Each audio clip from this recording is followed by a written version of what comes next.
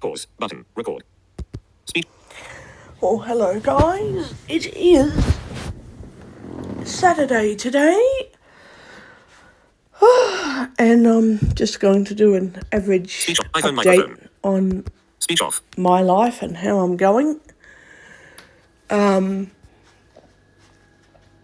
have a rule in my house, my home, don't talk about stuff that, well, you can talk about anything, but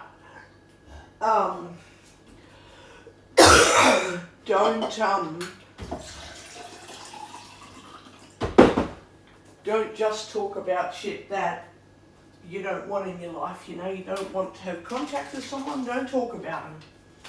If you don't want to engage with people, don't talk about the people you don't want to engage with. You know, it's that simple. We've got heaps of dishes to do. Oh, I want to cook bacon and eggs while I chit chat too. I do. Oh, bacon and eggs.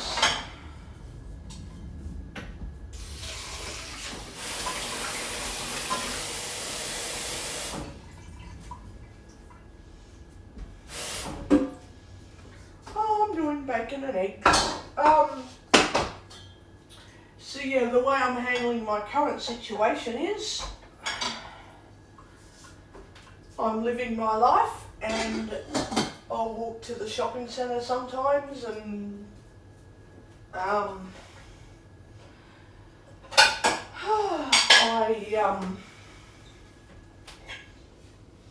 still got my lifestyle routine and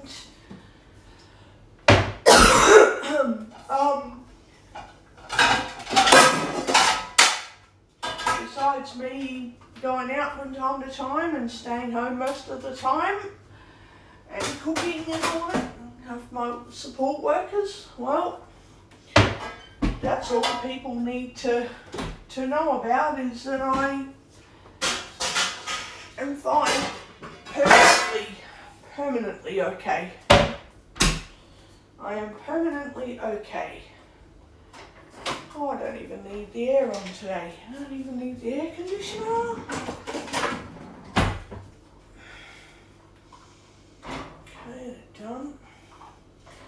I'm having 3 eggs today, because who doesn't like eating 3 poached eggs but me? That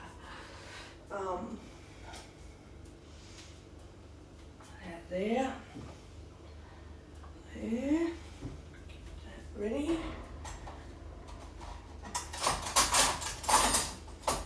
Ready for minutes. Get the bread out, get it ready to go.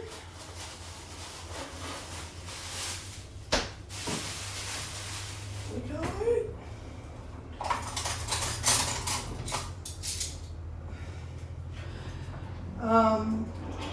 Yeah, I've written some notes down in my phone so that I know for future reference who is on my safe list and who's not on my safe list of people in YouTube and real life and all that sort of rubbish. And I'm keeping all the rubbish out of my life. So that's how it is. Keeping all the rubbish out of my life.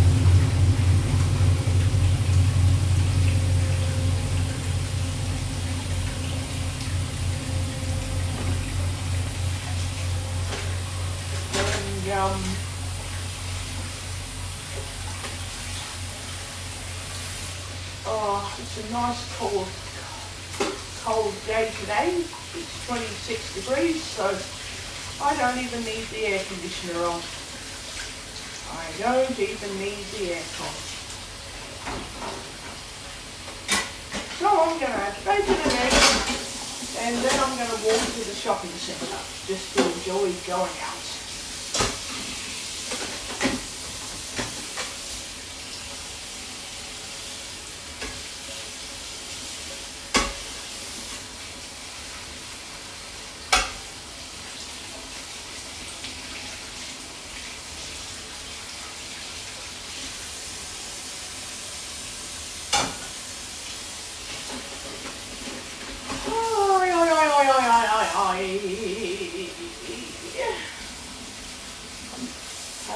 way of handling rubbish and dishes at home now, and it works easy.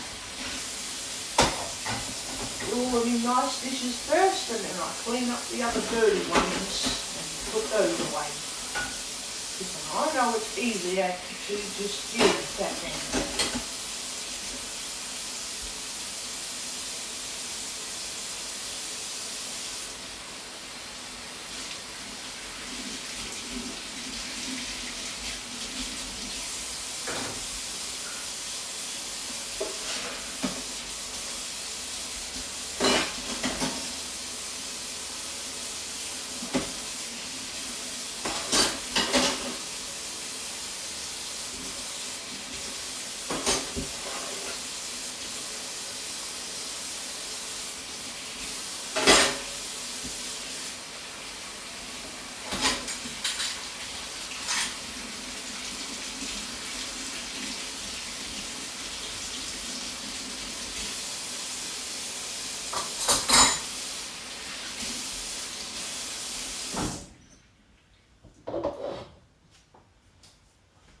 I'm going to have to think of a better system for fixing up my salads, I think.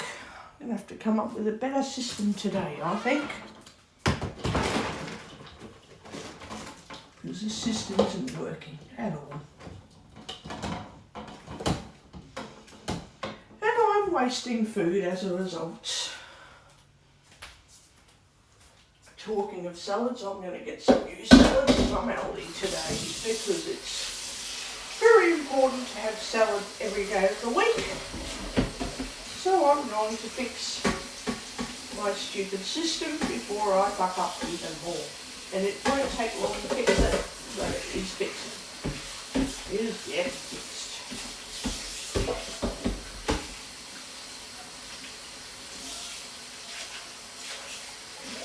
It's not a huge change, I'm just going to fix it a bit more. Then there will be nothing to worry about.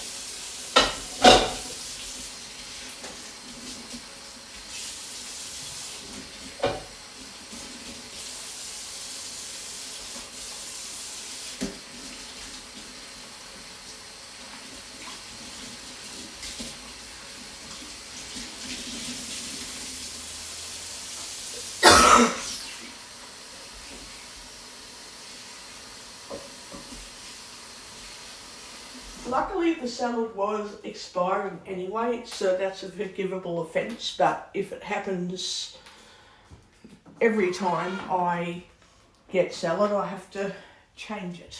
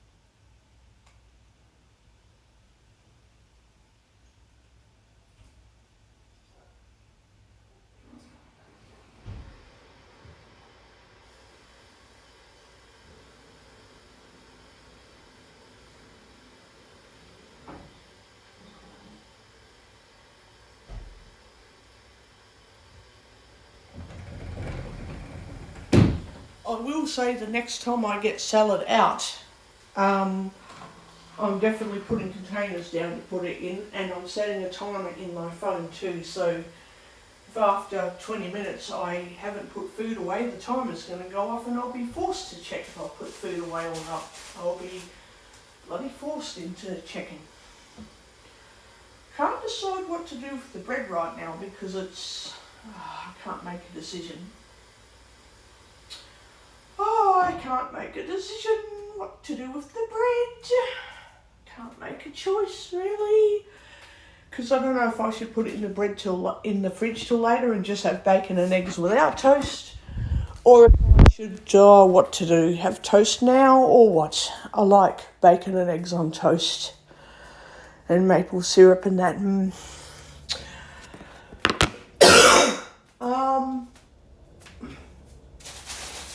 Oh, the bread is still frozen.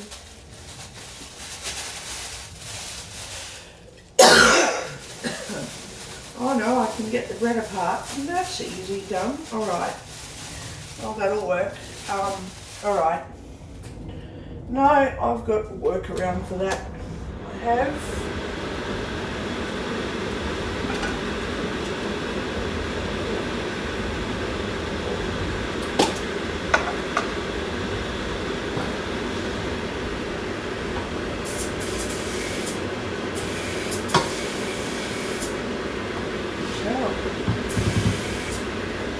Spray down. There we go. Cooking spray it is. Okay, that one. Another one. Where is it?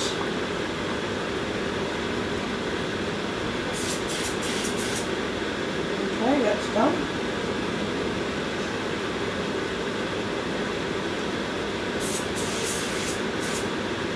Done.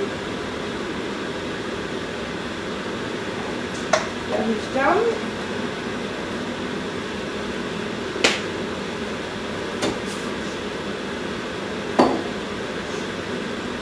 And I made the decision to get 2 large bottles of canola oil cooking spray instead of the olive oil ones because I'm like, what a waste of time when olive oil is no better than canola oil.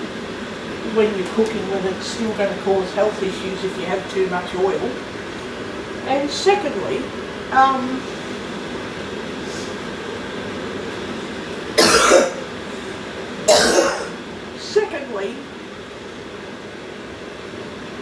olive oil has a smoke point, whereas canola oil doesn't. So I don't see the point of using cooking spray. Olive oil as cooking spray. I really don't, because it's just a waste of time. Turn that on low. There we go. Turn that on high. Front one on high, back one on low. Not low temperature, but like, oh no, that didn't work. Yeah, it did.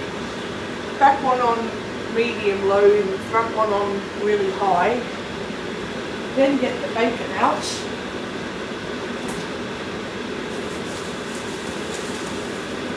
Oh, the bacon, oh God, there we go. Oh, where is it?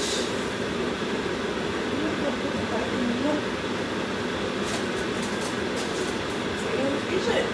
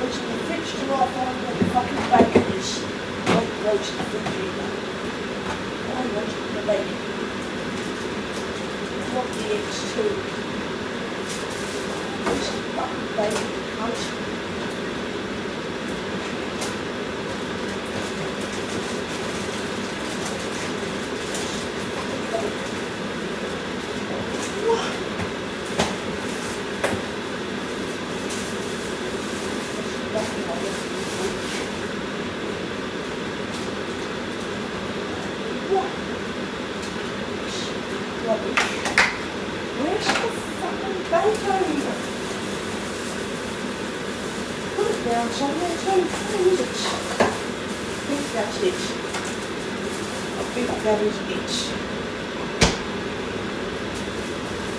That's eggs. Yeah. And that's a muffin to eat. Oh. Okay. Okay.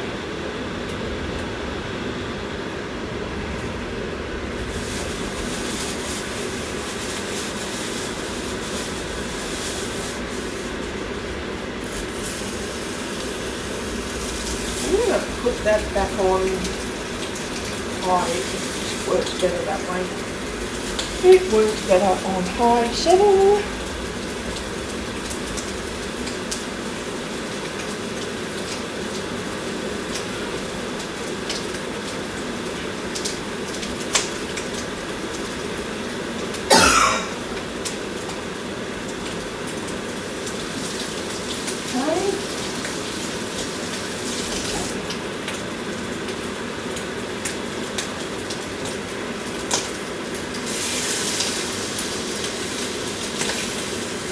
Cook for a few minutes like it is.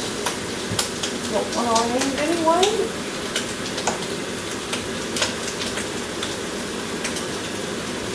Now it's time to do these eggs. Going to do 3 of them.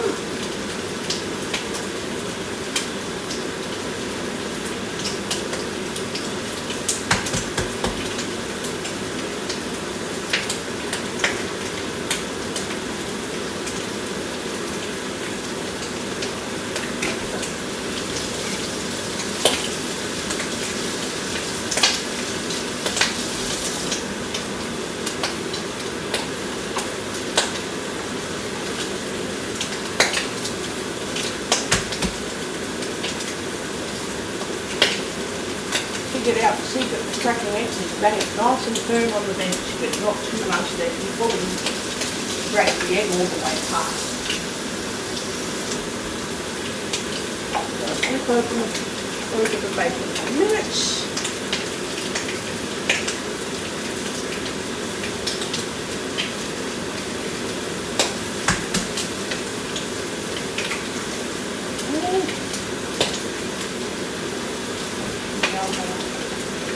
Making a bit of a cook for a sec. Throw some eggshells in the bin.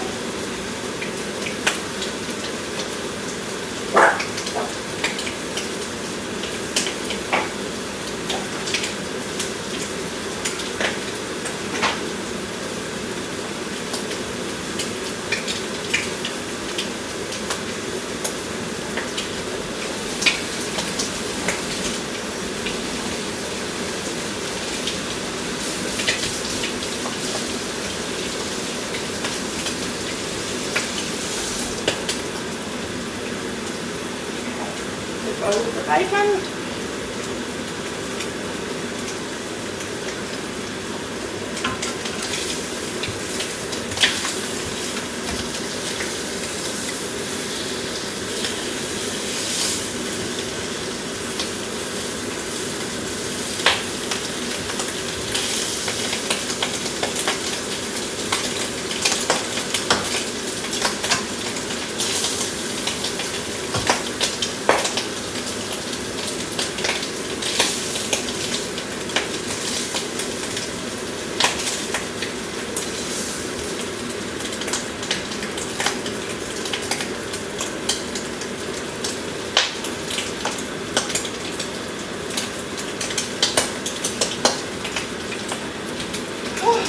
Now the back saucepan's not heating up enough.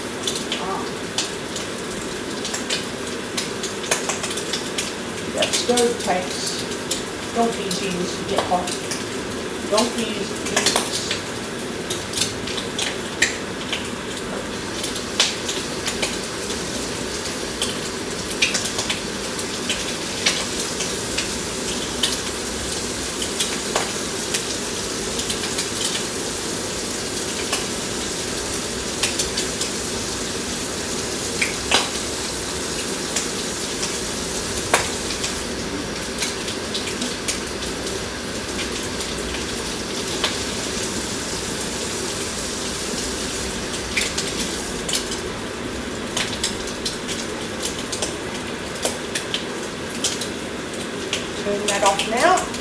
I don't need leave that switched on.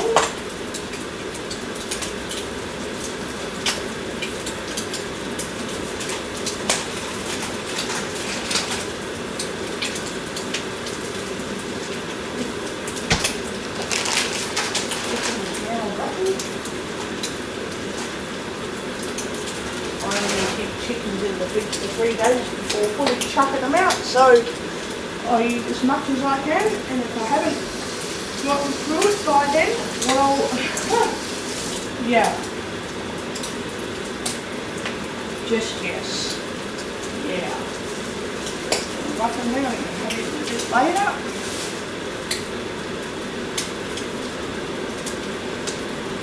A little bit of toast.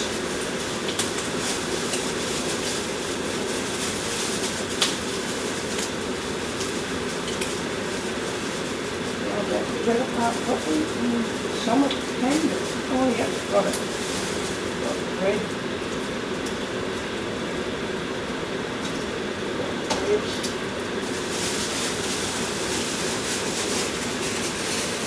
Put that in the fridge.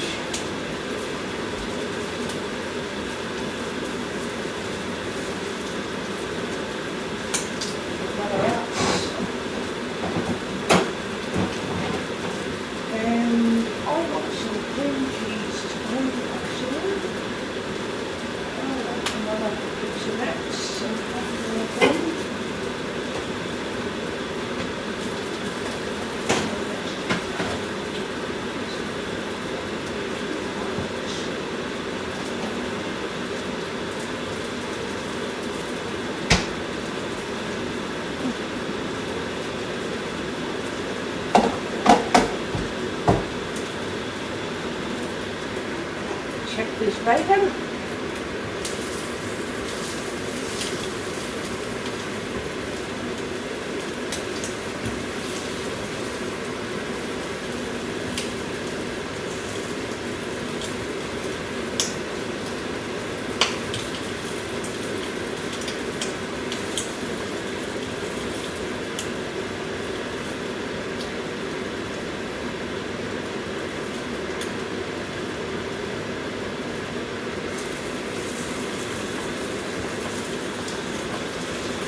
Everyone thinks they've got to overcook their bacon. Bloody overcook, and they don't even have to do that. They just have to make sure the bacon is cooked enough. And then I think that's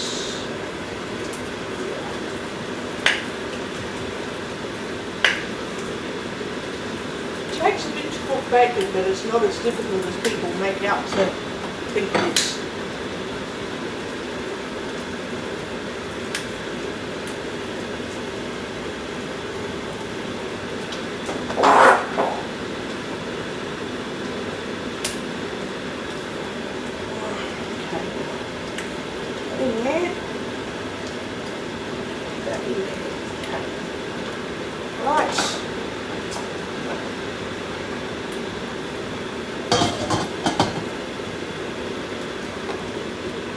Timer only. 1, 2, 3, 4, 5, 6. Start. Timer only. 6 minutes. Oh, I'm only eating the food that I cook for breakfast from now on. I have no intention of eating anybody else's food, and if they ask me, are you hungry? You know, if it's a Link Vision event, then yeah, I have to eat what I'm offered, but until then, no. No. No thanks. Have to accept what I'm offered if I'm at a Link Vision event. But that's it. Because, yeah, yeah, the rest of it's like, no.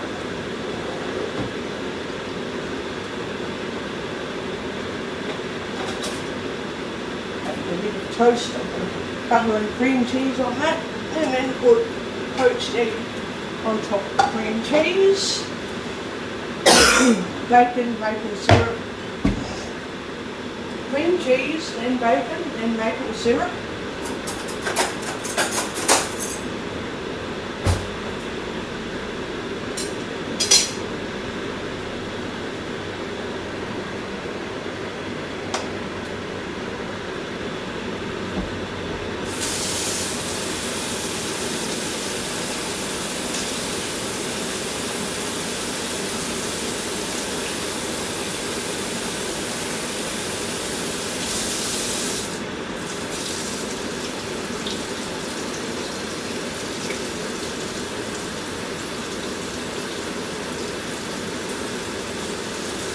I'm all about cooking bacon till it's nearly almost cooked, and then when it's done,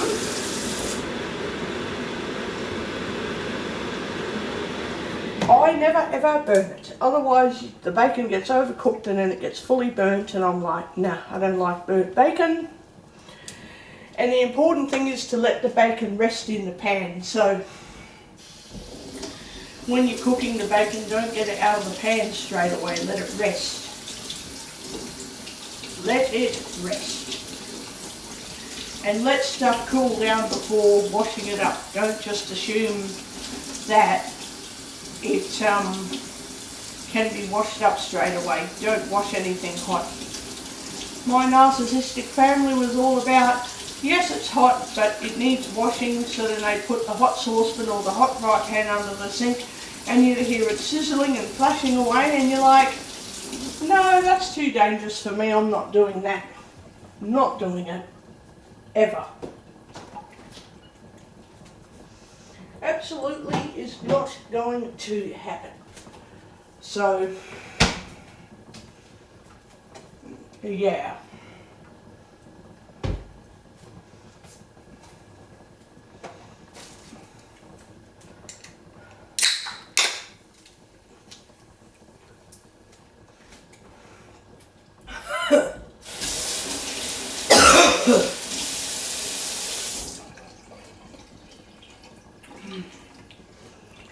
Yeah.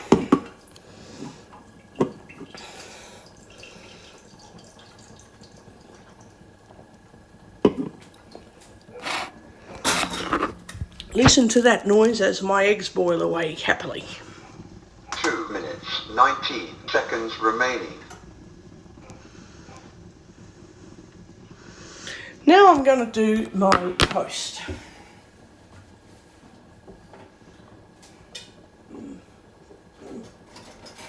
Yum. Because then I can put the bacon on there and put the, well, I'm first doing butter. I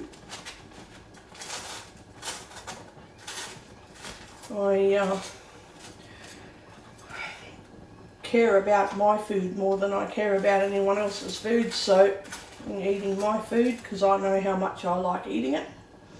Not, well, there is going to be some sugar, obviously. There will be some sugar. There's some sugar in most breakfasts that anyone eats, but yeah.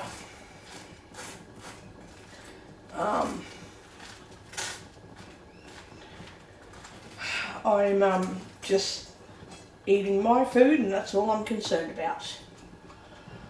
That is all I am bothered about, is what food I like to cook and eat. If I want someone else's food, I will say, yes please, I'll have some of that. Otherwise, no thank you, I'll just eat the food that I'm eating, thanks. Or if I'm offered food at a Link Vision event, then I'll eat that. But I'm not eating anyone else's food. Just not doing it. I am just not going to do it.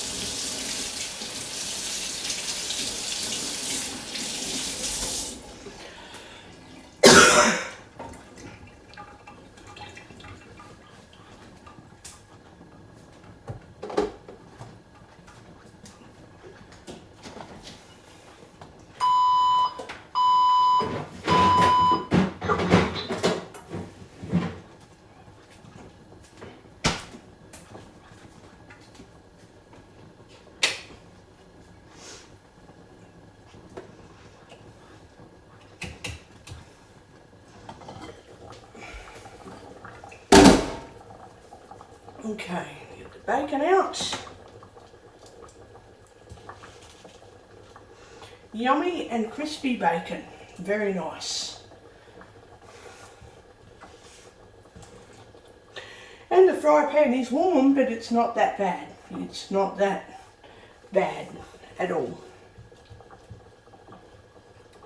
because I've left it so it's not too hot anymore. And all I need to do is put the maple syrup on that.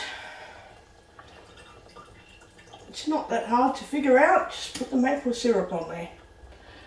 Hang on, I just have to gently tip it up so I don't get it everywhere. Hang on. There we go. Some down is great.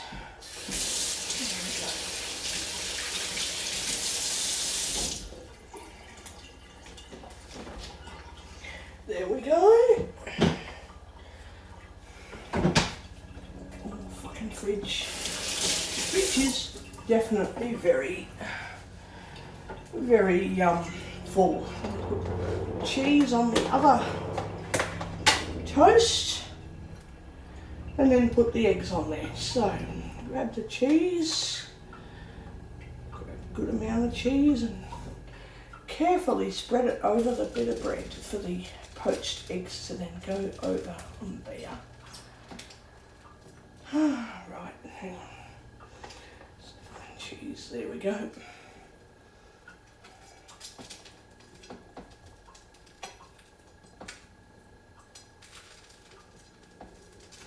Okay.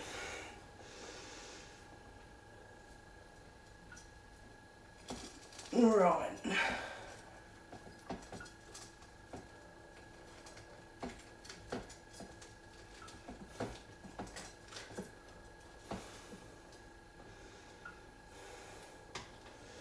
I love cream cheese on my bread. Love it. Come on, get off the knife onto the bread. There we go. I reckon that soft Philly shit is crap. Why have that on there when you can just put real cream cheese on the bread?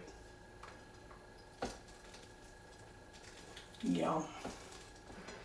We'll need to have a lactose before eating that, of course, but it doesn't really matter, does it? No, it doesn't. Get off the bread. Off the knife, I mean. Hang on, where is the knife? There we go. Got most of it off there. Now.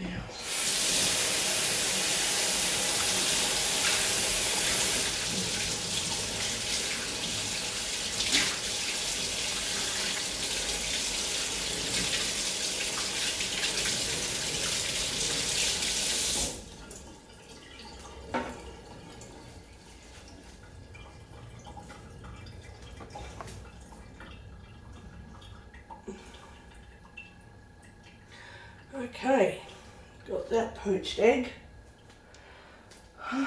Right, putting that out there. You want them to be, I don't know, not too runny, but also you don't want them to be poached hard either, because otherwise they poach too hard and they bucker up. Okay, getting another poached egg out of there. Love having my 3 eggs lovely and poached. I'm just going to drop it on top of the other one. Right, did that. That is my bacon and eggs on toast. Oh, it's very warm though, it's really warm. Need to put that container in the fridge. I do. Because I know what happens if I forget it. Put it there. And the fridge is slowly getting empty, not too fast, but just is getting there. Okay. Oi, oi, oi, oi, oi, oi, oi, oi.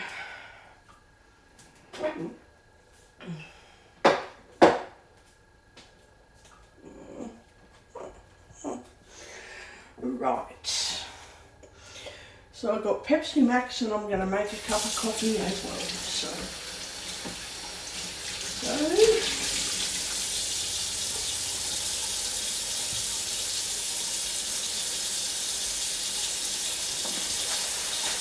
Don't know why I've left bread up there. Oh, I hate rubbish. It's been left sitting around for hours.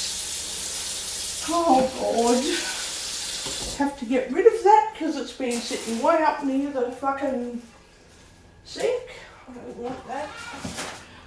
If there's any rotten stuff, I get rid of it immediately. Immediately get rid of it. Then later I can use the other bits of bread to make banana on sandwiches, or ham and cheese, or salami. Oh yum, salami, nice. Alright, that up there, because I'm going to clean all that up anyway. Actually, I can just put that in the sink. And make a cup of coffee. Right, make sure that's not up there. Is there any water in there? No, there isn't.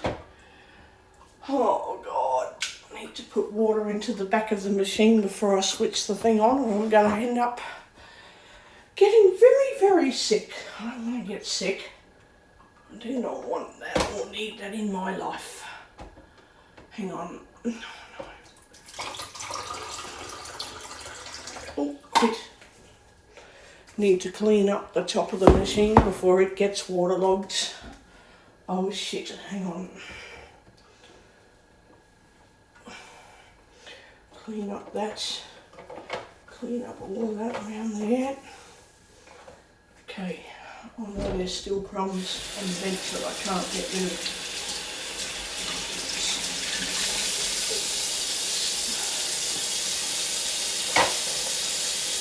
Stuff everywhere. Crap all over me.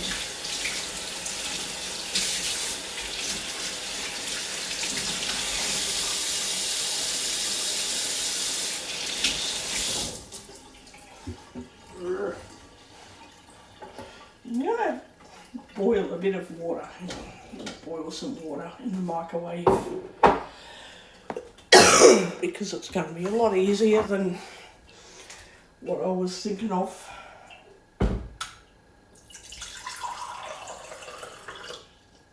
That much water. There.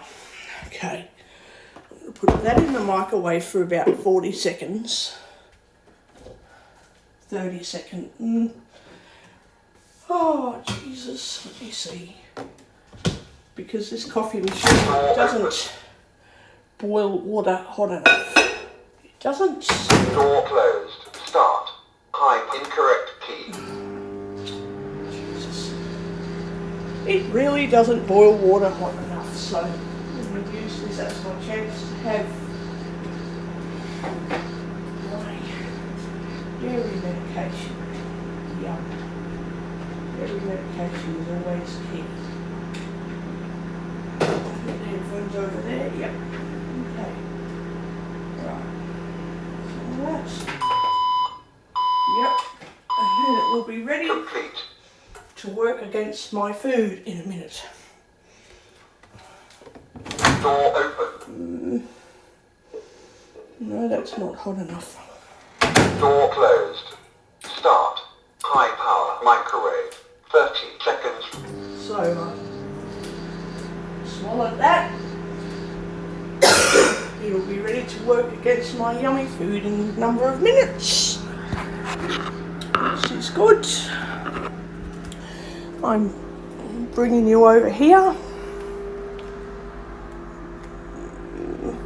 I've cleaned up the bench, I believe. I have. Just got to get the coffee pod out. And yeah, then I'll deal with this bloody food.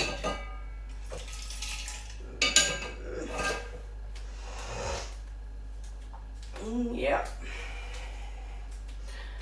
I don't have enough money to get a whole heap of Nespresso coffee pods this week, but I am going to get them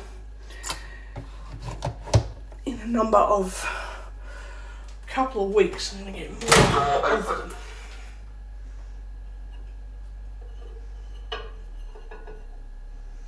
How much? I need to heat that up a bit more. Oh God. Door closed. Start. High power microwave. So that's in. I'm going to turn that on.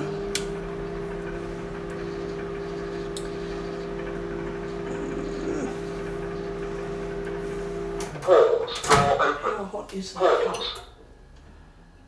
It's not very hot. Door closed. Continue. 46. I want the water to be hot.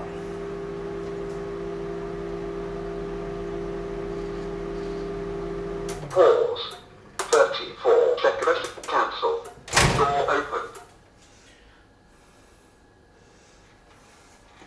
Door closed. 10. Set start. High power microwave. 10 seconds.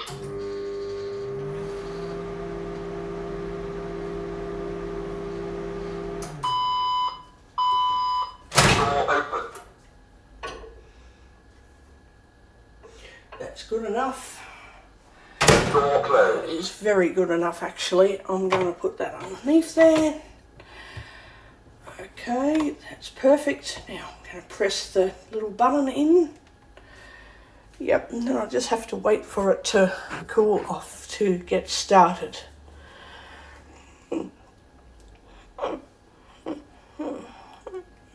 Come on.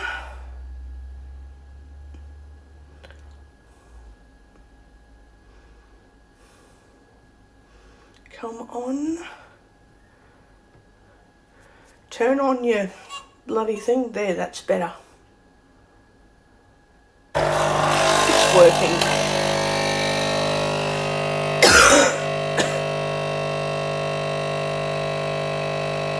Hope it doesn't overrun. Oh God, I hope it doesn't overrun by accident.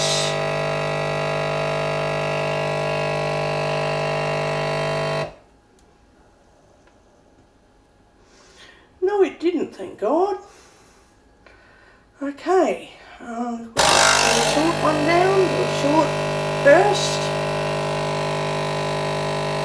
So that's my trick, is I need to about halfway fill up my mug with water and boil it. And when it's fully boiled,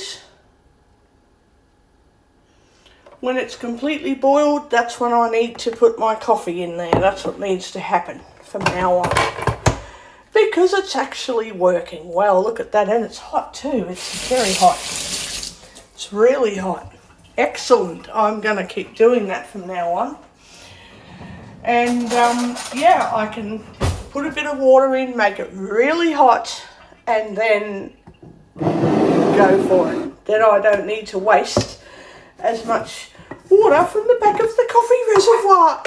Yee! Good. Excellent.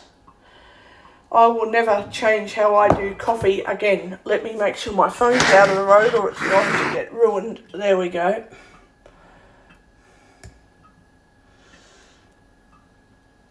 That's one sugar. Another sugar. That is much better. Now it dissolves properly. How good is that? How good is that? I am not going to change how I make coffee in future. Oh my God, I'm just going to keep doing it that way forever. And if anyone says, no, I don't want you to put my coffee in the microwave, please leave the mug on the bench, I'll say, well, okay. Yep, you don't want me to put coffee in the microwave for you. I won't, fine, I'll put it on the bench.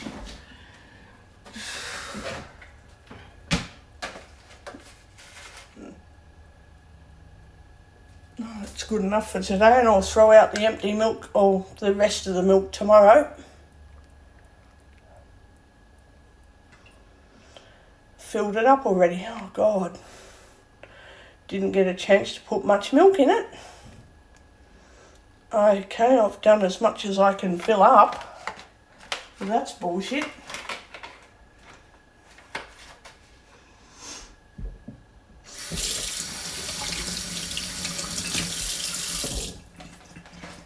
See what that tastes like and add a bit more milk if necessary.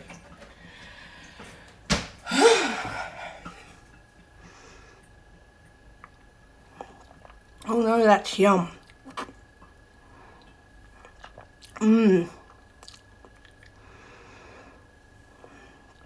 Yum.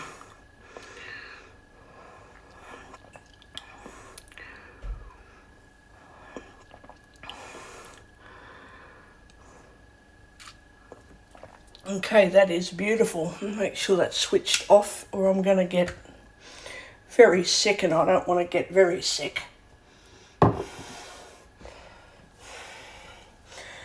And I'm going to eat my yummy bacon and eggs in peace. And yeah, I don't have to be taken up with bloody negative fucking ranting and negativity from literally anyone, which is great news for me. Oh, I don't have to deal with it now. Don't have to put up with it, with any of that shit. So, yeah.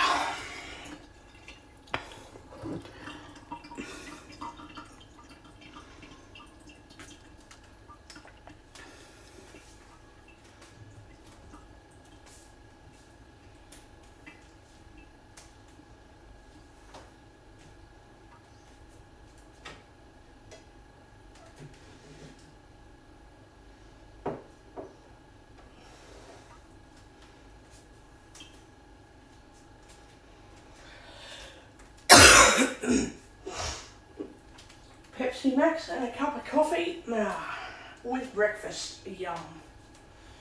Yum. Very nice. Even if it's me making it. Yum. Okay, where's my phone? Got it.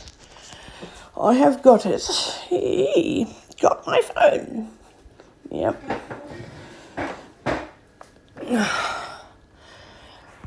Right. Okay.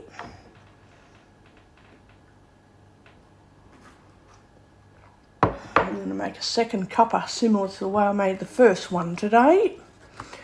Having my eggs with cream cheese first. Mmm. Mmm.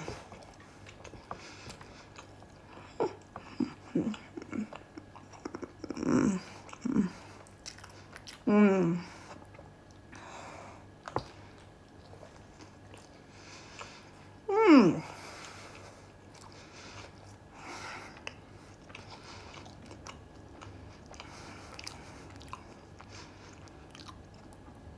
I recommend anyone who loves poached egg to make them yourself at home, because then you don't have to spend nearly $20 each time you go out to buy them.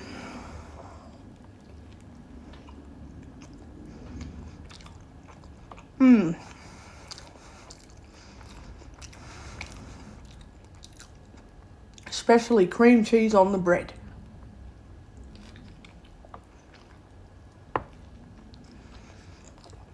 Mmm.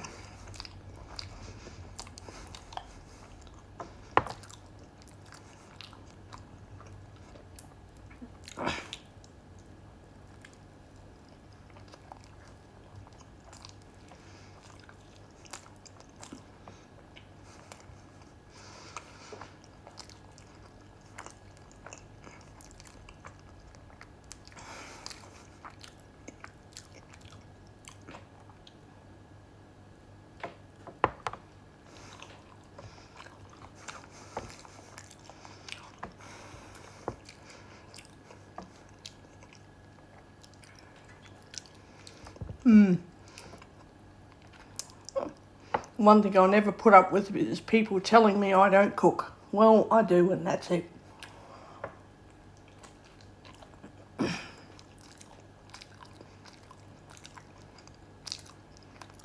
Mmm.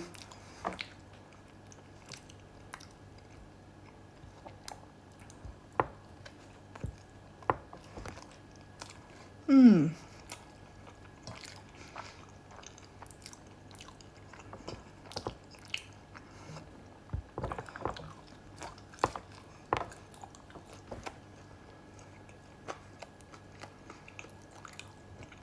Mmm. Crispy bacon. Yum.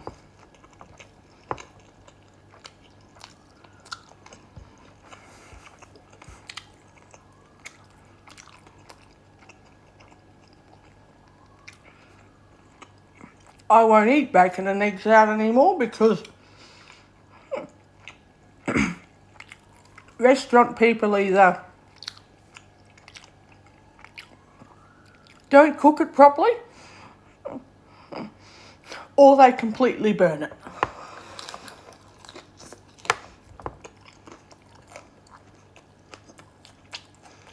Now, I like my bacon to have a bit of crunch to it, but not fully burnt.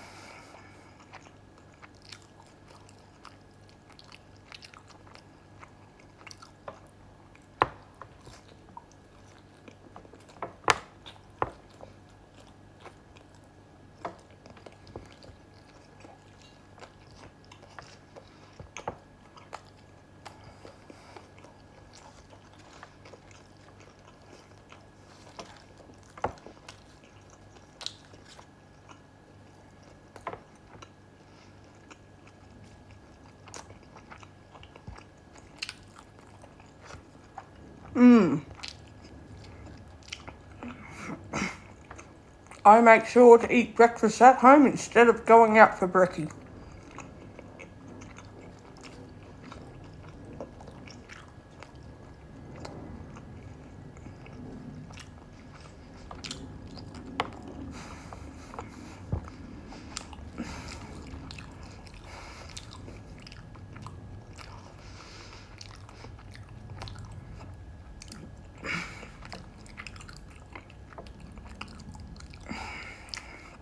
The other thing I do is make sure I've got full control over that phone so that I can select who can and cannot ring me, and I just keep programming my phone so it knows when to accept an unknown number as a safe number, and that way I will never get unwanted phone calls again. And even if they've got to go to voicemail and I block and delete those voicemails, at least I know I'm not getting disturbed by actual unwanted phone calls.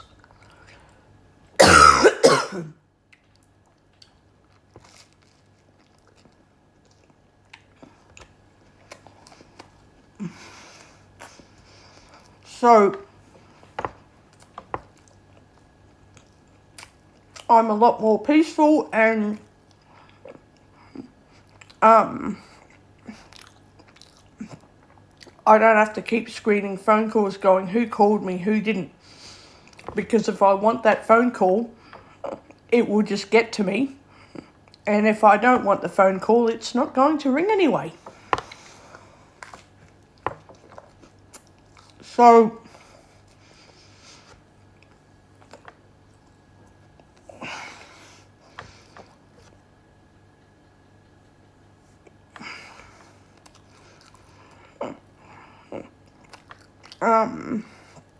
I have got myself sorted out.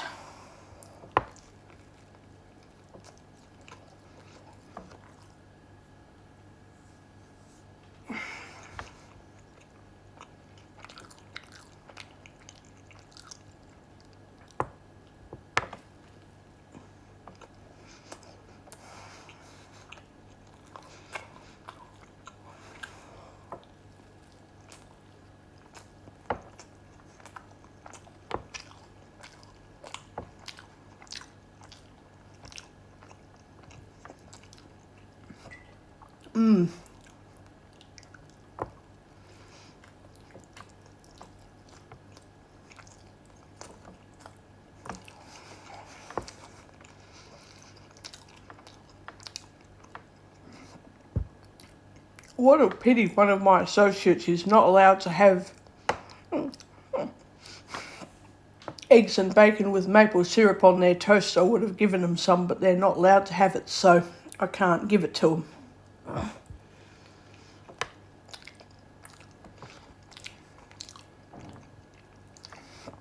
They are allowed Pepsi Max though, so they have that, and I can have Pepsi Max, so I drink it. And I am okay with maple syrup with eggs and bacon at least once a week. I get away with having it more often, but I will eventually get into a bit of trouble over it, but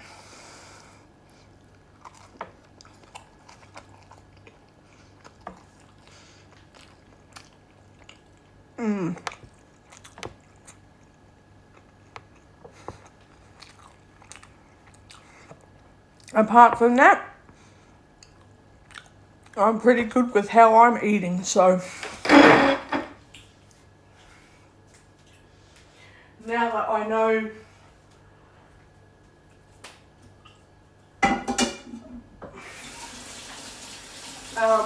hang on a second.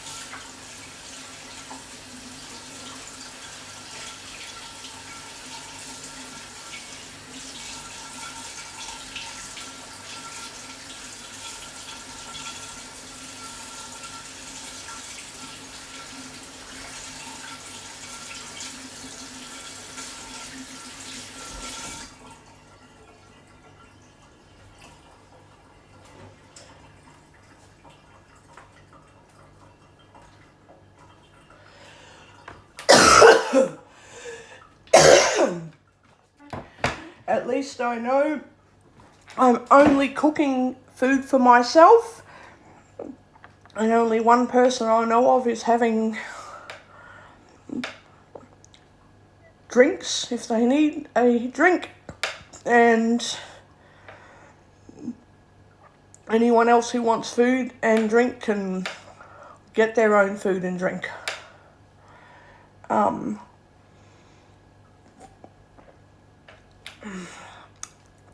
The NDIS cleaners, and support workers, they can have drink and food, but not giving it to anyone else.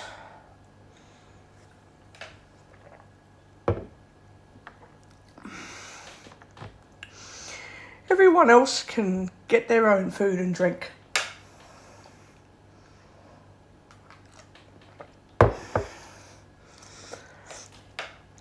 Decent cup of coffee, yep. Oh, I'm glad I bought my coffee machine. I'll never look back now. Yes, I'll have to send it away one day to replace it, or maybe even buy a new one if it's just easy to get a new one, but this one will last for years, so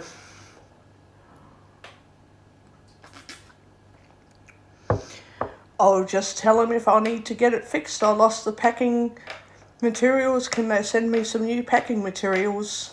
And I can put it all up, put it in there and get it fixed, and yeah.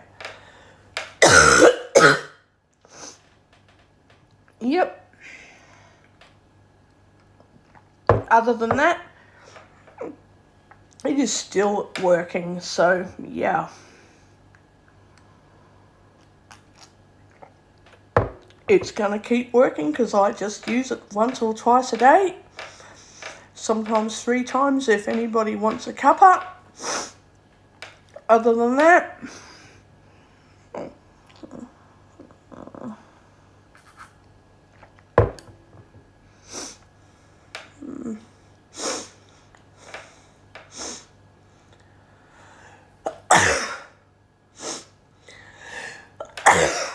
Oh no. I'm getting this fucking sneezing thing. I've got to eat those oranges too, they're in the fridge. I've got to cook the vegetables too, because they're in the fridge.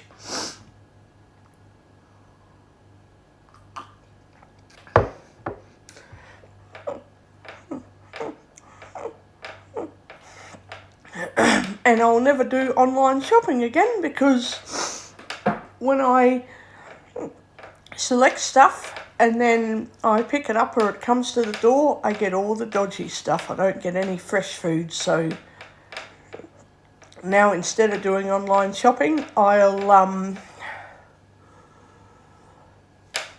actually go to the shops, and I only use online shopping for stuff on the fly, like a bottle of milk, and not even bread, because yeah, supermarket bread is crap. I don't like it. So yeah, I am careful to just get bread from the bakeries now.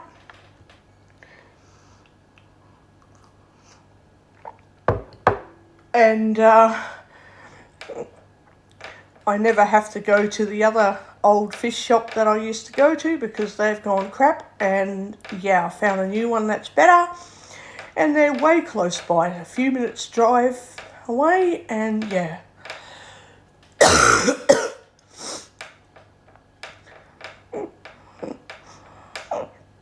not that I'm going to say too much about that, because I know someone who would follow me there, and I am not going to follow them by accident. Don't want to bump into them, and I don't want them to deliberately bump into me. So I just want to go to places where I won't be followed around. And because I'm doing recordings, I only say stuff if it's off recording, or if I know I won't be getting followed there. So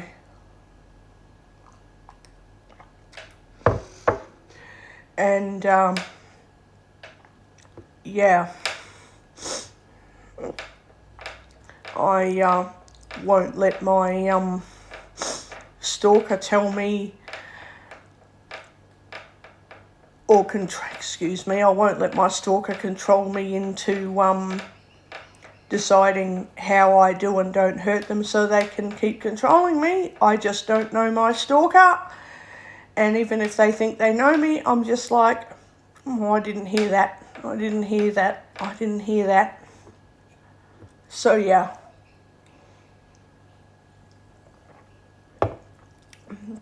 they can stalk my YouTube channel, but they can't find where I am anyway. Or maybe they're deluded into thinking they can find me, but I just won't be where they think I might be. So, yeah, just I hang out with better people who don't stalk each other, and I also hang out with better people who don't feed off of negativity and drama. That's what I do. I've just got better friendships. So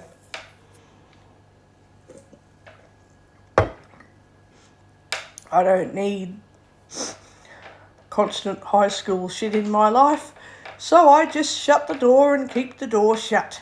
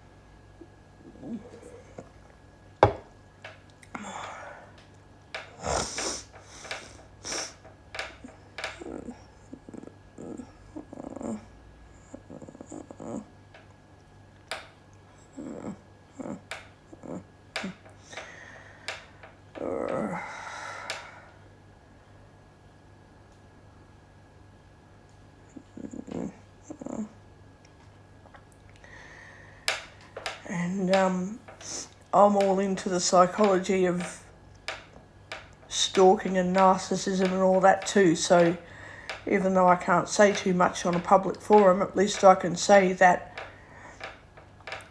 based on some narcissistic patterns, I think I'm not a valued friend, and I need to find friends who are not so, like, I know everyone is going to have a small amount of narcissism somewhere. I have it, someone else has it. So I'm not saying, oh, if you've got any narcissistic issues, you're bad. I'm just saying that for the most part, I'm looking for people who have the least, there might not be no narcissism, but the very least amount of it is good. Because everyone needs to take control of themselves. I mean, if they didn't, geez, we'd all be floating bloody zombies. So, I'm thinking of narcissism as in people master manipulating relationships and making everything about them and making everything, so if you say something wrong, they've got to control you by making sure you know it's wrong, and if you call them out, they've said something wrong and you don't like it, well, they're in control, so they get to decide what's right and wrong. They get to decide when they're hurt and offended. No one else does, only that narcissist. So yeah, and then the way they treat their other friends tells me a lot about them too. If they're treating me like shit, but they're really nice to their other friends, I know that every time they say they like me, I know they're lying, and every time they say stuff about, and I've got to be vague, but oh, yeah, I just feel more free, but every time the narcissist says something about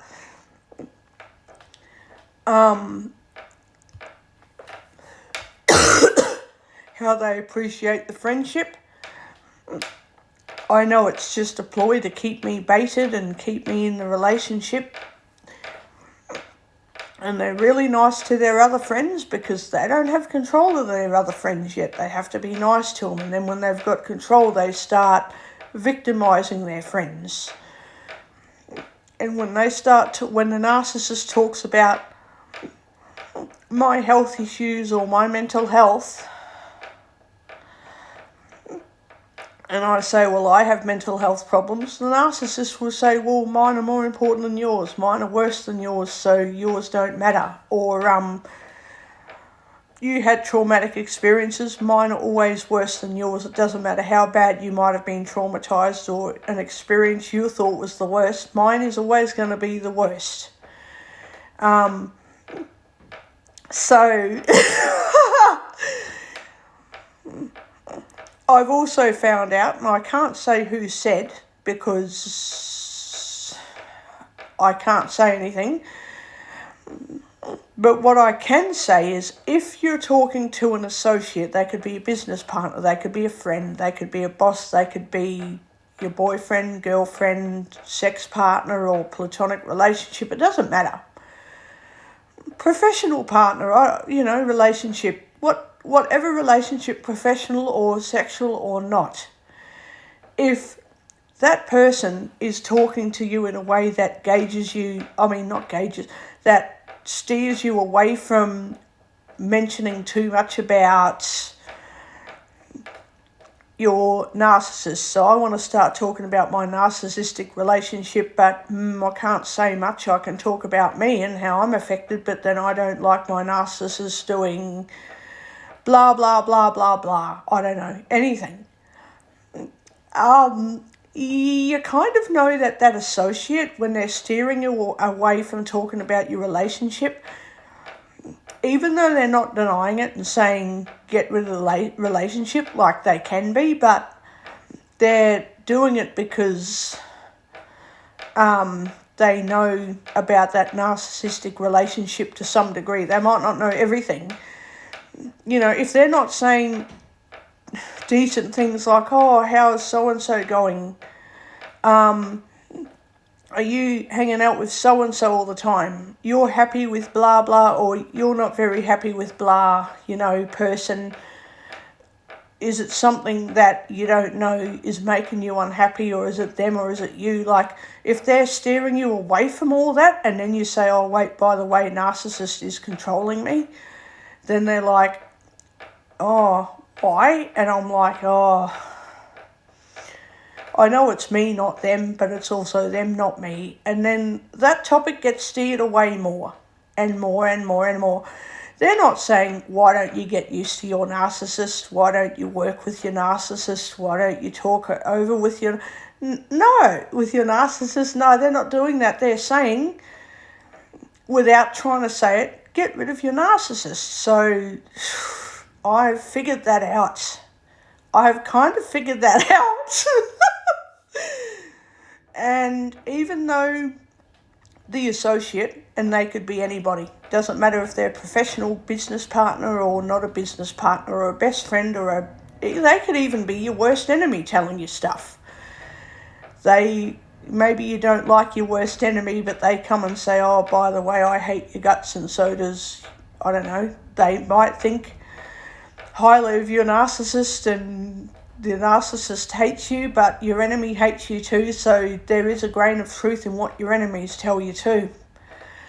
So, yeah, I'm very careful when I'm talking to, say it's someone I really like, and I'm going, yeah, I'm doing all right, how are you? Oh, that's good, and the blah, conversation, blah, blah, yep, I'm fine, oh, yep, I don't like this, and I don't like that, oh, and I like all these other things, and I don't know what to think sometimes, but yeah, I'm living okay and I hang out with people I get along with. But associate, whoever it is, said associate, is basically like, can't tell you this, but get rid of your current relationship. Get rid of it. I won't say that in the open, but I will try and hint you towards getting rid of the relationship. It's not going to sound like it, and I don't even know what it is. So if I'm then talking to the associate next week and I say, hey, I ditched this relationship yesterday, and they go, what?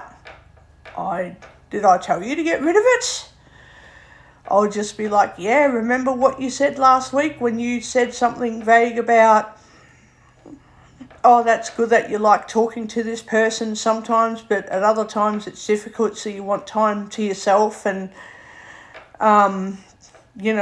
you want to contact the person when you're ready, but then you didn't say don't contact. You just said all that stuff, and then the associate can go, yeah, well, that's just because some people want to stop contact for a while and then they get back, and then I go, well, you don't know this relationship, and no, I'm not getting back with this relationship because you don't know more than what I've told you, but yeah, it's horrible, but I'm glad you kind of knew to tell me to get rid of it anyway. So then the associate will walk away from me or hang up the phone or walk away from the shops, or however they're hanging out with me. Doesn't even matter.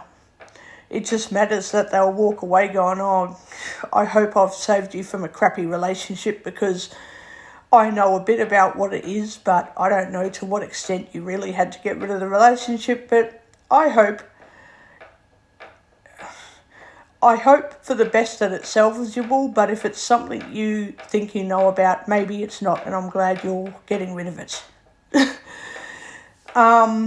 Yeah, so I'm really careful when I'm talking to associates, the way they act around me. If I say, yeah, I'm doing okay, and they're all excited and they want me to keep being okay, I'm like, yeah, let's keep talking.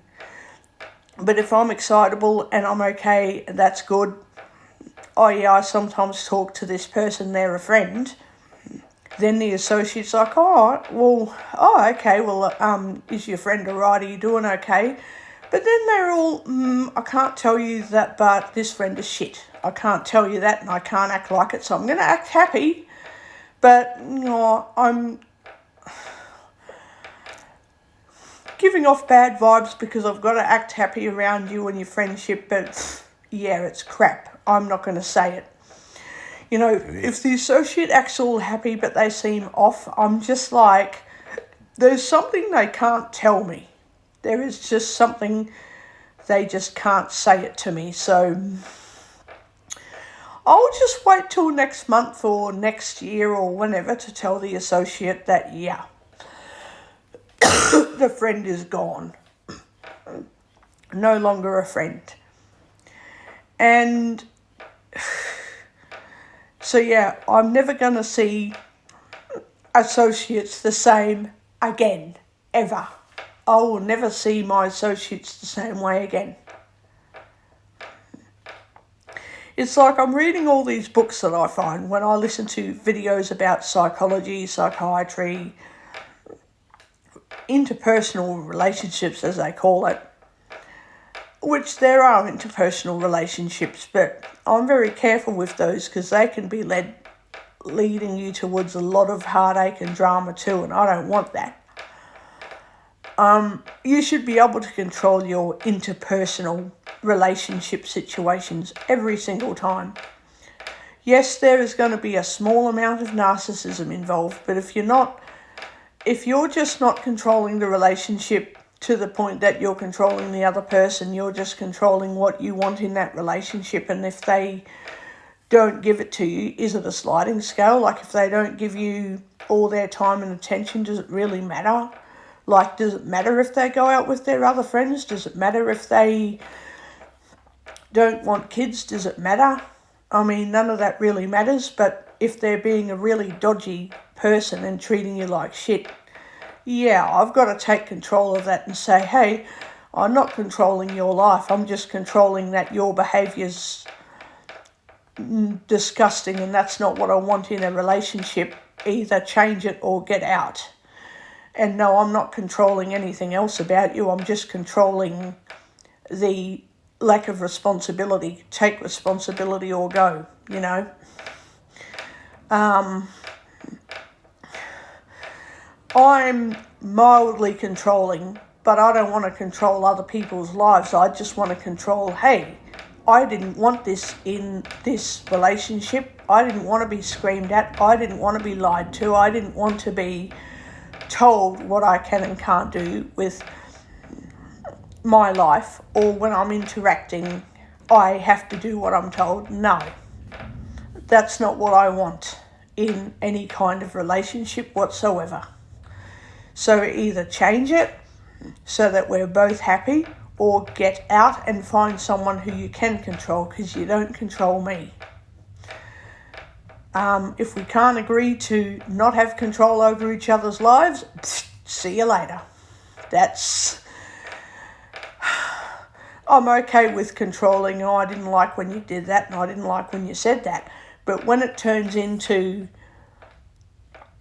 I'm in control of everything, so if you tell me I'm wrong, it's one-sided and it's everything's about me, not about you. No, that's not what I want in a relationship either. So goodbye. See you later. It's a two-sided relationship or I'm out of it. And then if I get stalked and harassed, there is going to be a lot more shit to deal with if I get stalked and harassed, just saying. And I don't want a friendship, or I don't want any kind of relationship where we are both walking on eggshells because of health, physical and mental health problems, that instead of just taking some responsibility and saying, well, if I take offence easily at people, but then I just don't say anything unless it's really nasty. Like, someone can offend me by saying, oh, you know, you cunt. And I'm like, oh, you fucked then. So then I let it slide. Or someone might say, oh, fuck off then. And I'm like, well, you too, see you later.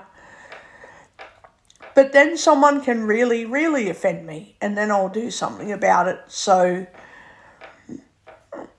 yeah, I've now figured that it's better to just ditch relationships than it is to try and keep solving unsolvable problems, like screaming at me because you have an issue is not excuse to fucking scream at me in the first place. So, screaming at me, you know, I'm not a punching bag, so,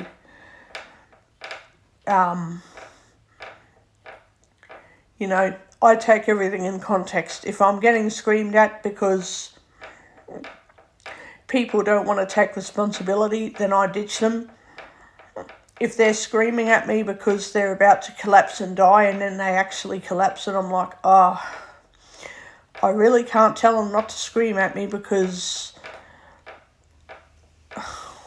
well, now they need their life saved, so screaming at me is just a minor inconvenience. Screw it, I'll deal with that later.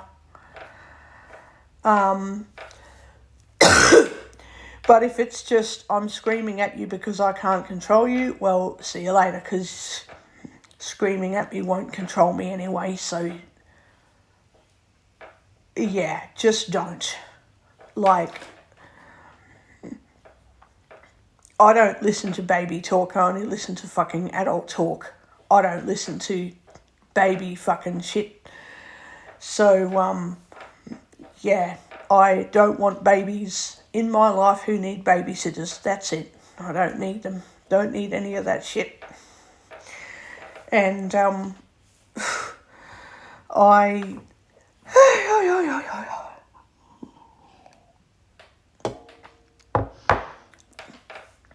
I just want some genuine peace in my life, which I'm getting. And if anybody else who knows of any associates says anything, well, it's their issue, because I'm not involving them in my relationship situations. And as far as I'm concerned, if I nope out of a relationship and then that associate involves as many people as possible to side with them to try and force me back into the relationship or make me feel bad about getting out of the relationship, then I just ditch all of their stupid flying monkeys and all of their enablers who they've gotten on side with to make everybody wish they could get revenge on me for not staying in a relationship with a friend or business partner or anyone. Well, they're all out of my life too, so I just don't bother with dramatic people, and I don't bother with fictitious, imaginary bullshit either. It's all imaginary, and I won't put up with it. I can put up with decent stuff like reading a book and listening to YouTube and all that. And then I haven't read the entire book, but I'm reading it. It's called The Secret Life of Pronouns, and I'm reading it going, wow. Like, I haven't gotten all the way through it yet, but it's giving me great insight into how literally all of us uses different words. And if you read a paragraph, I guess somehow, maybe I need to finish the whole book to really understand it, but somehow psychologists and psychiatrists, when they read stuff, they can tell what this person's likely behaviour patterns are just by reading a paragraph of something they've written. And the amount of times you say the word I, me, if you refer to yourself in first person and only use second and third person, like you, me, we, he, she, several times, but you use I, me, I, always I or me, and you occasionally use you, we, he, she, they, them, yeah, it shows what kind of a person someone is automatically. And I'm just like, oh, wow, I need to finish reading that book. I really need to finish reading it. And And then I need to do more research about this, but if you do writing and you write some negative stuff and you write some positive stuff and then some negative stuff, it sort of depends. But if you write a bit of negative stuff and then some positive stuff, it improves your health and immune system function and all of that. So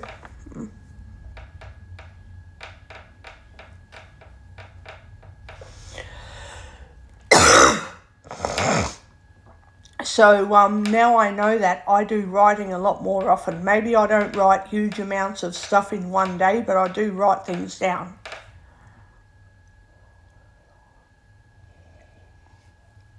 I like to write stuff down.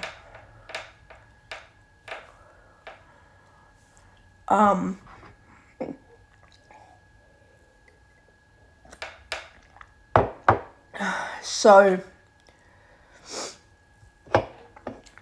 it just makes me feel heaps better too. And then I keep it as evidence if anybody were to ever lie about me or talk shit about me, and then I get really nasty letters or emails or angry interactions. I'm a block and delete person, so I will just tell people, hey, if you're interacting with me like that, I'm not even going to talk to you. And if you write me a nasty email, you're going to end up with a lot of paperwork on your desk to prove what you've said, because you're not winning this argument, you know. And then I just block and delete the whole thing, because my life is about me, not about how other people want to control me. So,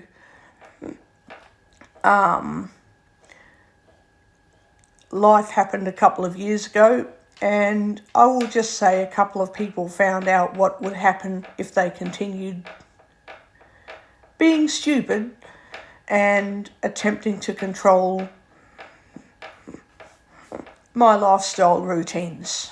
And if it happens again, I will do the same thing I did 2 years ago, and I will keep doing it until there's always going to be a winner and a loser. But I'm just going to keep going and going until I can ditch the situation forever, because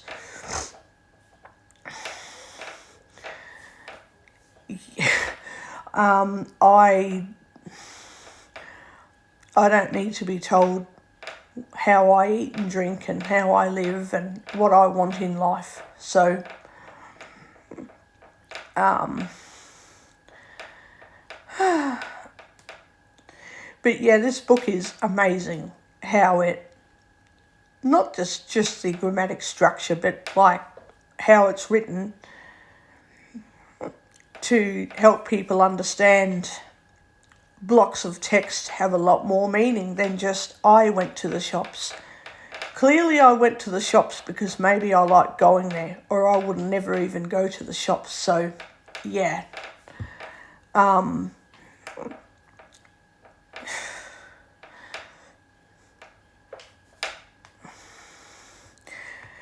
So at least now I know when a narcissist, or even someone who's not a narcissist, just a very controlling personality,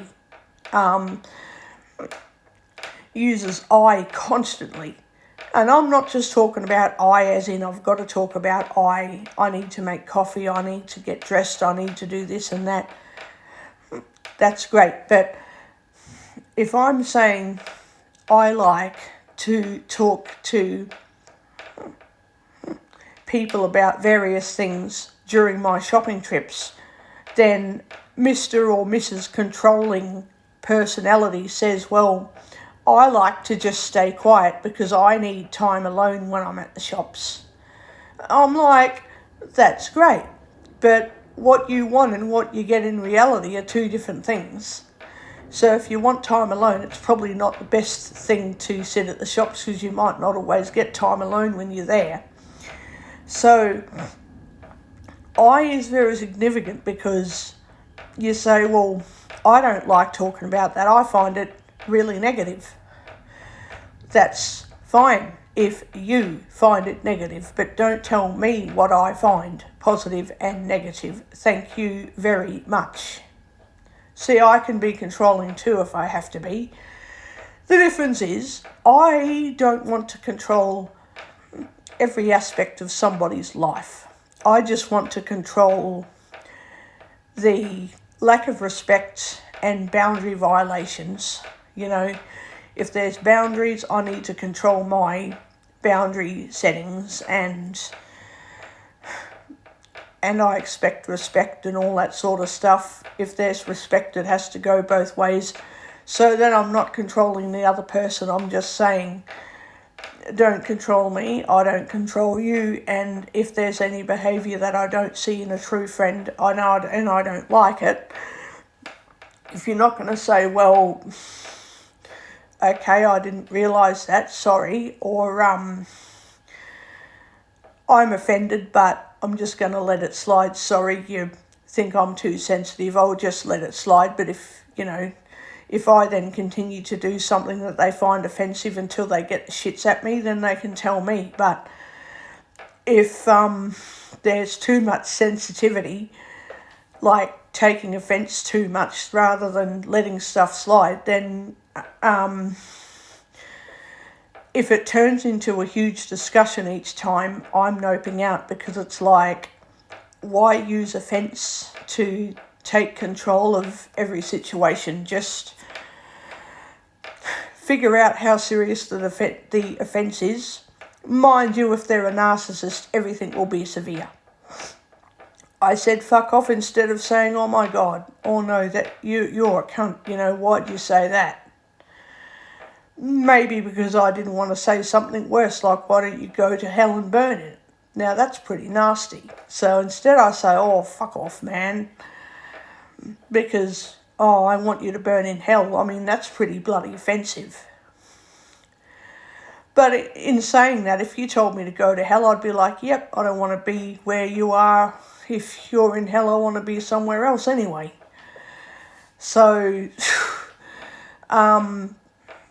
yeah, I figure if there has to be too much drama surrounding what is and is not offensive, then either lessen the drama by not feeding into it too much,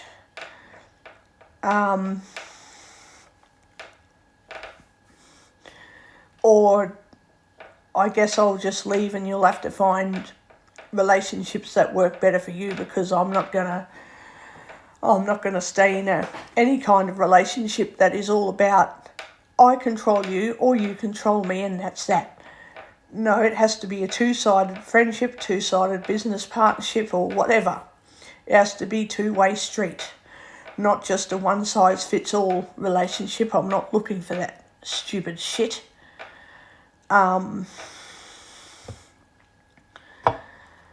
So,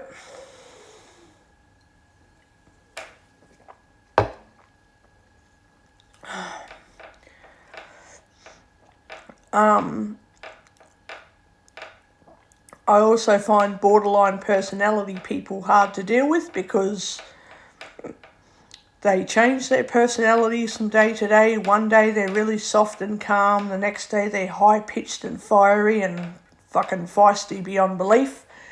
The day after that, I don't know who they are. They're a different person again. Maybe they're fiery, but they're a little bit more forgiving than they were yesterday. And I'm like, which person am I speaking to? The nice, decent, calm person, or the overly dramatic, I have all these fake illnesses? Which person am I talking to? And I'm just going to say alcoholic to be really, really vague.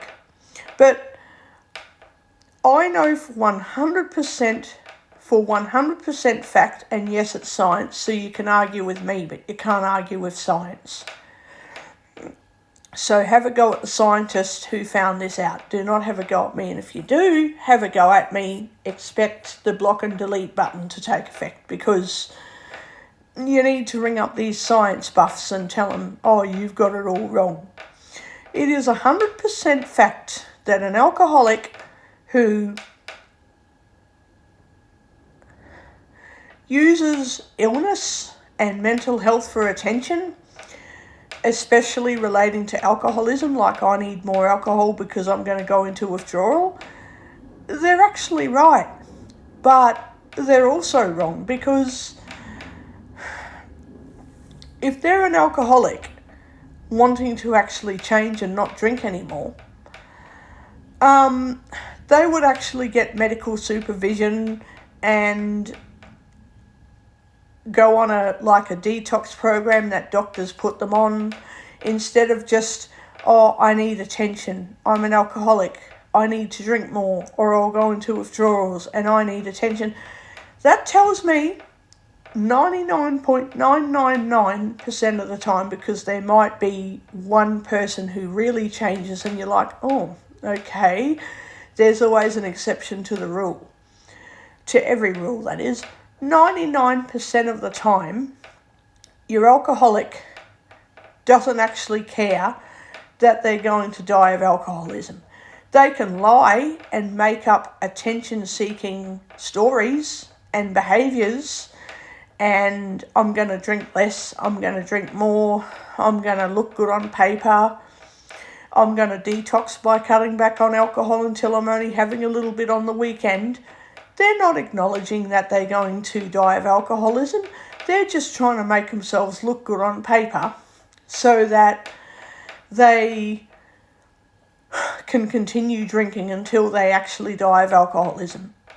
I know that because it's happened to several family members, and it's happening to someone in the community right now. They are dying of alcoholism, and as far as they're concerned, I'm wrong and I'm gaslighting them into dying of alcoholism. Am I gaslighting, or are they just not admitting that their alcoholism is killing them?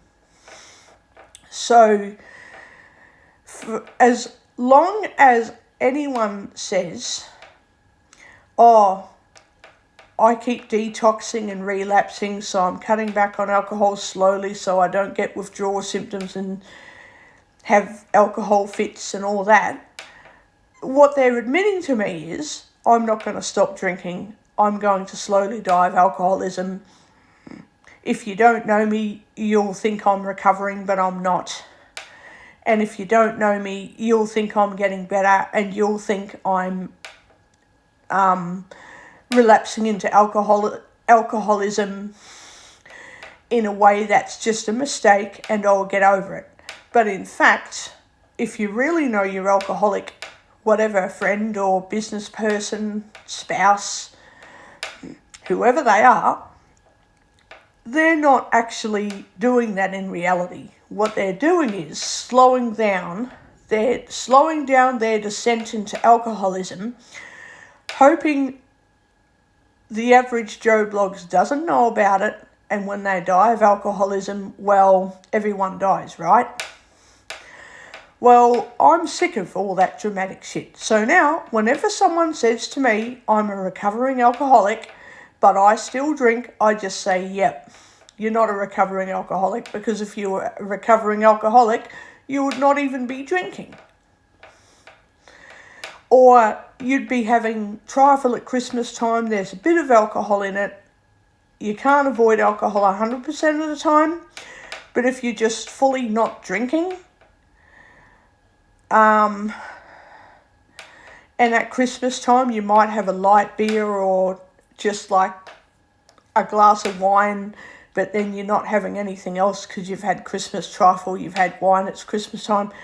You haven't had more than one glass of wine, and you're not even drinking that like whole bottle of it. You're not drinking any other types of alcohol. You're not drinking each week. You're not keep continuing to buy alcohol. You're just like, oh, well, I was given a bottle of alcohol. When this one's gone, it's gone, and it will take me a month to drink it. But when it's gone, I'm never getting another one again. Some people go as far as to not even drink, so that's fine too. But if you're a recovering alcoholic and I hear the words, I don't drink as much as I used to, I know that you're lying. Because maybe you're not drinking as much as you used to, but you are lying. You're not a recovering alcoholic. You are an alcoholic. You're lying about being an alcoholic. You're not recovering, and you're going to get worse. And you're lying about it to make everyone else who doesn't know you think, oh, I'm definitely recovering.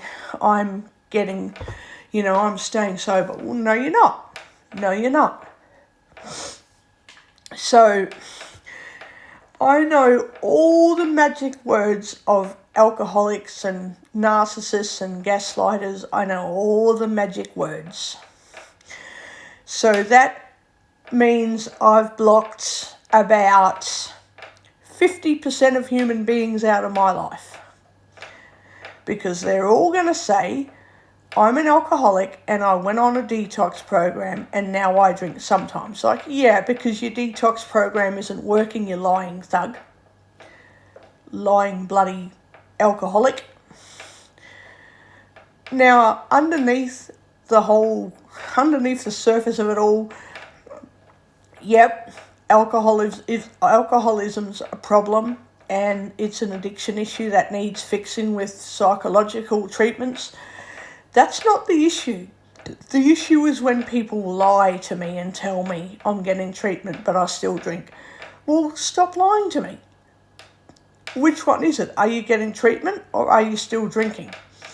Because if you're getting mental health treatments and you're still drinking, I know you're lying to me because you're lying to your mental health professional and you're lying to me. And I don't need to hear the truth to know when you're lying. I don't need to know the truth. I don't need to know if you drink once a week or once a day. I don't want to know the truth. I just know when you're lying or not lying. If you never tell the truth, as in the truth is maybe you drink 3 times a day every day of the week and you're constantly drunk and you're good at hiding it. What if you never said that? Well, don't. But I know when you're actually lying. I may not know what the truth is. I may not know what you know the truth is, but I know when you're bloody lying to me. So I no longer hang around any kind of alcoholics.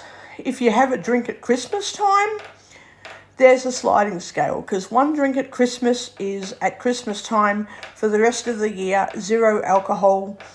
Oh, okay, so there might be some alcohol in lemon, lime and bitters. Well, too bad. But if you're literally not drinking consciously, habitually, there's going to be a small amount of alcohol in certain foods, so you can't get out of that. But if you're not consciously, habitually going to the liquor shop once a week to get alcohol, or once a month, or whatever, then I'm like, well, okay, fine. But as soon as you say, I drink once each month, I drink on the weekends, yeah, it's not very often that you drink, but you still drink. So I don't really want to hang around anyone who drinks probably more than once every 12 months. If you're drinking every single month and you say, I don't have a problem, well, yes, you do have a problem. You drink all the time and you're lying about it. So you have an issue with drinking, full stop. I'm just going to call it out. Call you out for your bullshit. And anyone who says, I don't drink the way I used to, I know they're still drinking the way they used to.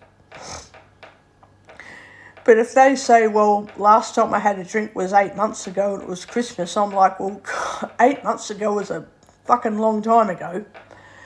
I'll forgive that. But if the last time you drank was 2 months ago, but then you don't admit to drinking last month as well, I'm just like, yeah, okay, I don't believe you. You're a drinker, And most alcoholics who want to keep their habit, they'll lie. They'll say, I don't want to be treated like I'm not a human being because I drink. No one said you're not a human being, but everyone is saying you're killing yourself by drinking. So stop using irrelevant comments about stuff that is imaginary, that people aren't even telling you. A lot of alcoholics use imaginary excuses. You know, they come up with some imaginary ideas that is all in their head and no one has said such things. So they come up with all these imaginations and say, oh, well, you just think I'm a huge burden. It's like, well, if we didn't think you're a burden, we do now, because your alcoholism makes you one. So stop acting like it then. I've had it with people, so with people in general, so I can't stand liars. Conscious lies I'm talking about too. Not, I think I went to this appointment last year. Wait, I lie, it was, 2 years ago. I'm not talking about the type of lying. Not every single lie is actually lying either. Like, you think it's a lie, but it isn't even lying.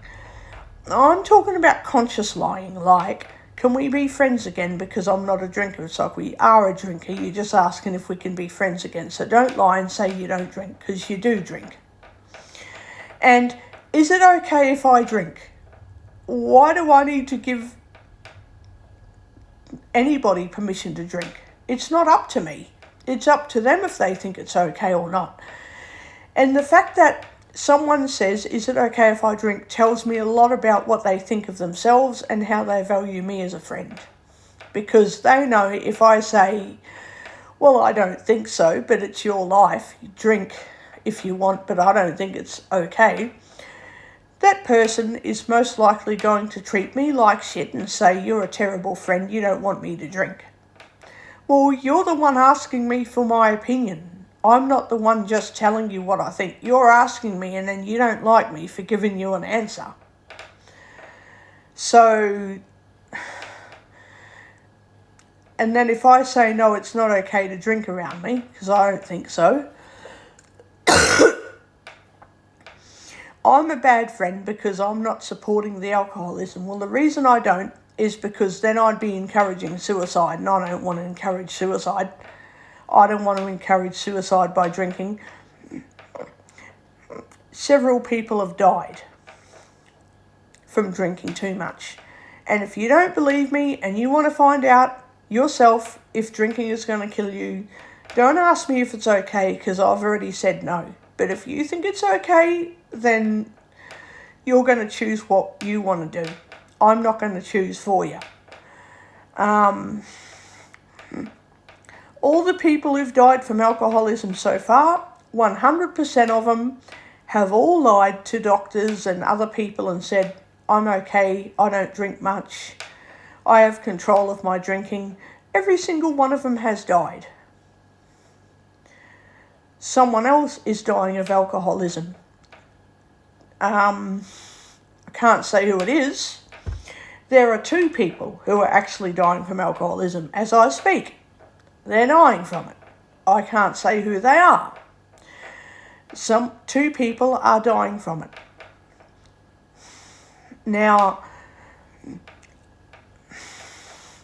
if I ever considered relapsing into alcoholism myself, I don't think it'll work anymore, because there are just too many people dying from it in a lot of painful ways.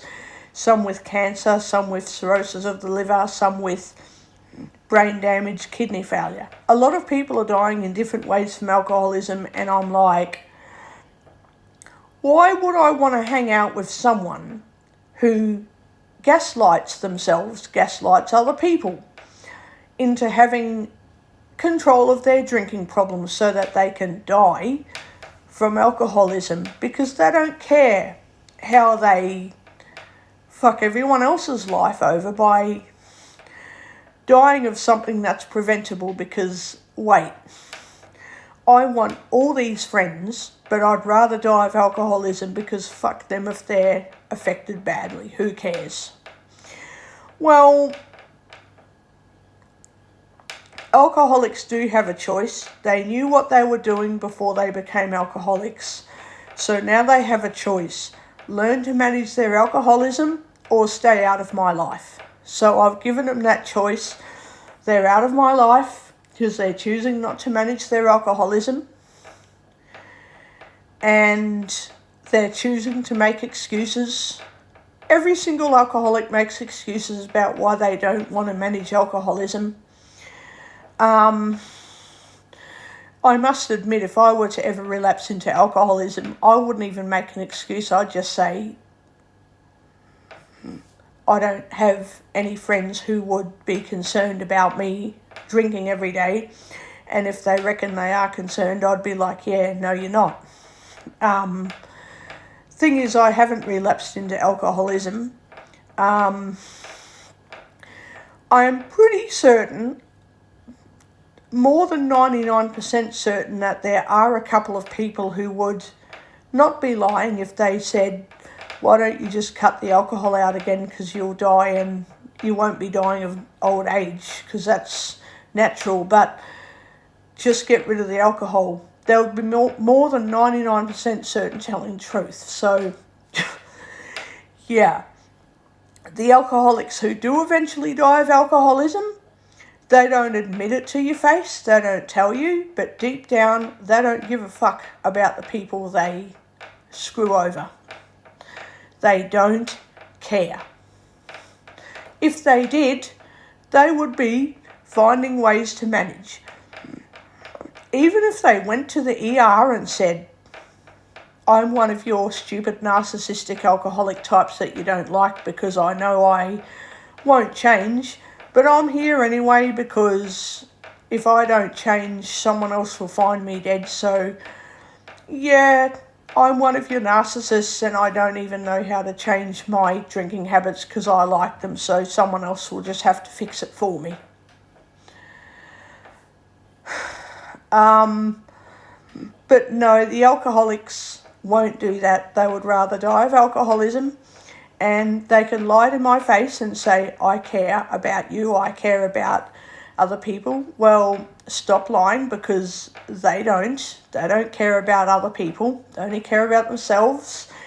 And I'm sick of liars who deliberately gaslight me into saying that I'm imagining that people don't care when I know they do. Well, no, I don't know that alcoholics actually care about me or about themselves, because their behaviour shows me that they don't give a fuck. If they want me to believe that they care so much, they need to act like they actually care.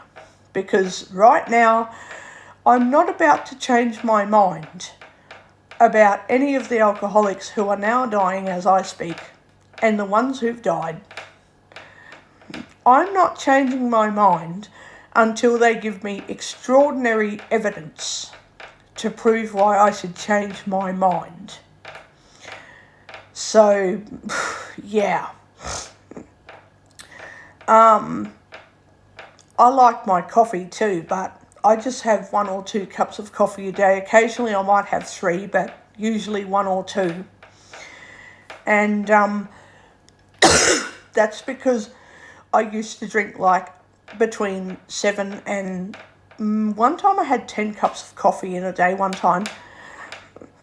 I drank a lot of coffee, and then the doctors had to go and fix it because it was fucking up my heartbeat and it had to be fixed. And it just feels like for you getting your heart rhythm from too much caffeine, all it feels like to you is, oh, I've fallen asleep, okay, I'm waking up a bit sick, but I'm okay. But what you don't know is when you're fast asleep, the doctors have worked on your chest somehow. You don't feel it. You're not sitting there awake going, oh, by the way, doc, you're doing this, you're doing that. Oh, ouch, that's freezing. Oh, that hurts. Ouch. Oh, that's really hot. That's really cold. That's really sore. You don't know any of that. You're asleep. You're gone, asleep. How do you know any of that? When you're awake and you're like, oh, God, why am I feeling like crap right now? I've just woken up. Oh. And then you get medication, so you're like, all right, everyone takes medication. I don't know what's wrong with me, but... So, Yeah, that's all you know of based on your existence and what you're aware of when you're awake and asleep. A whole lot more happens behind the scenes when you're at the hospital. When you're fast asleep, a whole lot of stuff is happening. But does it feel like it? No, it just feels like you're dreaming and you think you're at home making a cup of coffee, and then you wake up, oh wait, I'm not even near the kitchen sink. I'm not even in my bed. Oh shit, that's right. So, yeah. A lot more stuff happens behind the scenes when you're sleeping in the hospital. Sometimes you can just be sleeping for 2 hours and you'll just wake up from sleeping. Other times, you wake up after a couple of hours and you're like, yeah, I've got a few people talking to each other about themselves and about me. What? What is this all about?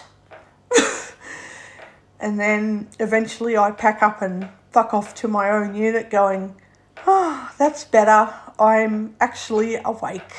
Yay! I'm awake. So I don't even ask questions unless I want to know something. Like, I tell my regular doctors, oh, well, if I have too much coffee, I guess you just have to fix it. And then they're just like, yeah, fuck no, don't have too much coffee anyway, like we're not fixing anything today.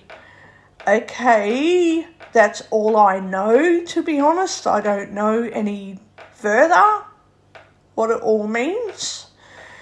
Because, hey, I didn't wake up and ring the hospital and say, what happens when you do this? What happens when you do that? And when this happened on that day, is that because I was just sick, or did you have to put me to sleep? Like, you know what? I don't want to hear all about that irrelevant information unless I see a doctor and they go, oh, you have this problem. And then I ring the hospital and go, remember what happened in, we'll just say whichever month, we'll just say, remember what happened in January and this happened and that happened. Now the specialist or GP or any other doctor is saying this and that. So I'm ringing up to ask about it because they reckon it's still a problem and have a conversation with them. Then I'm like, oh shit, okay. Oh fuck, oh no. Oh, that's bad. That is just so terrible.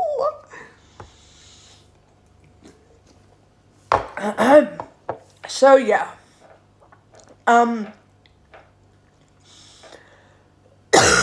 I guess the only time I want to know something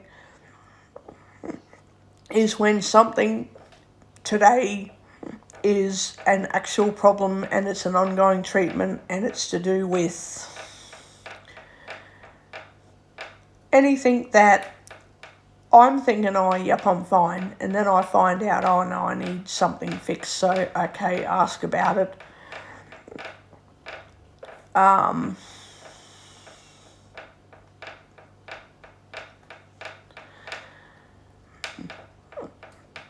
Yeah, then,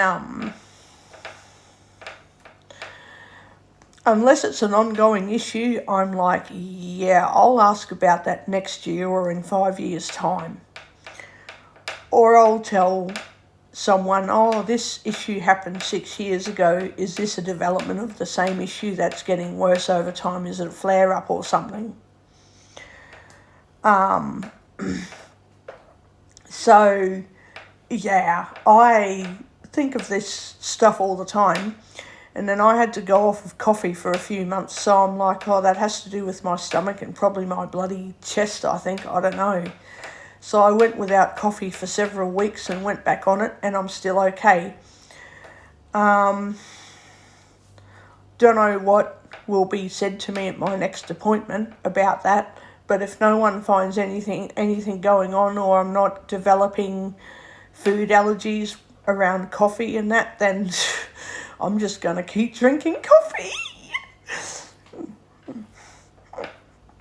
But yeah, when I read The Secret Life of Pronouns, and when I've got a new Braille display next year, I can't wait to talk about that on YouTube too. I'm going to read, not all the book, but I'm going to read a little bit of it. And here and there and just go through what I find amazing about it, and I'm going to put it in my reread list. So I'm going to keep rereading it and rereading it several times. I'm going to reread it. So I'm only up to chapter 3 of the book, and so far I'm like, if someone writes a sentence, the more of a certain word, like if they talk second person and third person, like you, me, we, they, them, he, she, it, that, like all that sort of stuff, and a few I words here, they're like I'm or me, you know, a few I or me references, they're pretty much talking generally about what they're aware of about the environment around them. But if they're using 101 I's and me's and all that, they're talking about what their awareness of themselves is, more than they are about the environment. You know, like it's crazy what you find out about how people analyse language, when they analyse language and find out more about you just by doing that. It's crazy.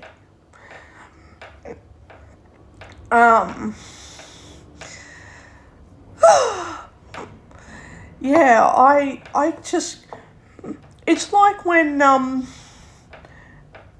unknown person, and this is what makes some people really hard to talk with, when they mumble to themselves and they say, oh, I've learned the hard way about that. But for some reason, they're not going to tell me why, because they're controlling the situation, not me. They're controlling what I do and don't know, because it's up to them what I do and what I don't know. They're learning the hard way about what? Something tells me that they don't think I'm a good enough friend. So now that I've shut the door, they're going to get controlling again and go, oh, I'm the control freak in this. Well, it's not even a friendship relationship or anything anymore. But when someone says that, you know, when they say stuff under their breath and I say, oh, what was that about? What do you mean? They're like, can't say anything. I'm like, because you don't want me to know anything unless it's benefits you for me to know that. So yeah, I get a lot about someone's character by how they talk to me and what they say to me. Like if somebody says to me, you don't know the full story about that, are they saying it because it's innocent? You know, maybe I don't know the full story. Okay, can you tell me more? Oh, it's confidential, it's to do with the military. I'm like, okay, well, that's a context. And I don't know the full story about it, but I'll never find out. Or is it controlling and narcissistic? Like, I don't know the full story about that because I'm not meant to know unless that person, it feels that I'm worthy to know about it. It's a secret for them because if they hold a secret from me, they're more important than I am. See, that's the context. I don't know about the story because, oh, it's a classified army document. Okay, well, no one's going to find out about it then. Or I don't know the full story because I'm not as important as the person who knows, and if I knew about it, I would either know more about how horrible the person is, and they don't want me to know how much of a master manipulator they are, or maybe I just don't know about the story because they want to tell me, but they don't have time because they've got to go to work or go to bed, or they'll tell me in the morning, and innocently they might. They might say, hey, you don't know about this, but I couldn't tell you yesterday. I'm like, whoa, okay. Or they're a gaslighter, a manipulator, a narcissist, and I'm not supposed to know their stories because they are better than I am, and I'm not in control, they are. And they control the relationship, not me. So I can tell a lot about someone by just what they even say. Like, I can't say who said anything about my talking air fryer, but I can say if I enjoy using a talking air fryer and they go, oh, that's good, I'm like, wait, you're not listening to me about the other styles of cooking I like. So you only care about me using the talking air fryer. You don't care that I like to do bacon and eggs on the stovetop. You don't give a fuck that I like to do chicken stir fry. You just give a shit that you want me to use the talking air fryer or the talking microwave. Well, frankly, I don't give a stuff what you think I should or shouldn't use in my kitchen. You're not living with me. You don't get to decide how I cook. Thank you. You don't get to make those decisions. Even if you write on paper and I'm temporarily not allowed to do cooking. So I can just ring the appropriate professional. I'm saying appropriate to substitute what I can't say. But I can ring the appropriate professional company and just say, I've got some paperwork saying I can't cook. Can you please do a review? And I need a new form because there's a phone number, an email, contact on the paperwork. I need you to consent. I need you to accept my consent for contact from this paperwork. You guys need to get involved to prove that I can cook. Thank you very much. Then that all happens. And then the other professionals go, oh, I'm sorry, I didn't listen, I didn't believe you, I didn't listen because I really thought you just couldn't cook, oh, I'm sorry, I should have been listening. And I'm getting the shits going, if you were sorry before then, I'd forgive you. And then I would look for a new professional person to talk to after that. But I think I'll give someone the benefit of the doubt. Maybe they are just stuffing up because they just don't know that blindies can actually cook. Maybe they're just stuffing up because they really innocently think, well, okay, that's good, use your talking appliances. They just don't know enough to know, oh, I can still do bacon and eggs. So I'm going to put that mistake on a sliding scale for now. And if they then try to fight, like argue at me and get narcissistic and say, oh no, you're not doing that because you burn your hands. Like, yes, a little nick on the skin. If I bump the fry pan, I'm like, oh, fuck. And then I put my hand under hot water. Yeah, I'm going to get a little nick on my hand occasionally, but I'm not putting my whole entire wrist into the pan and fully fucking up my whole arm. I'm not doing stuff that does require some narcissism to get me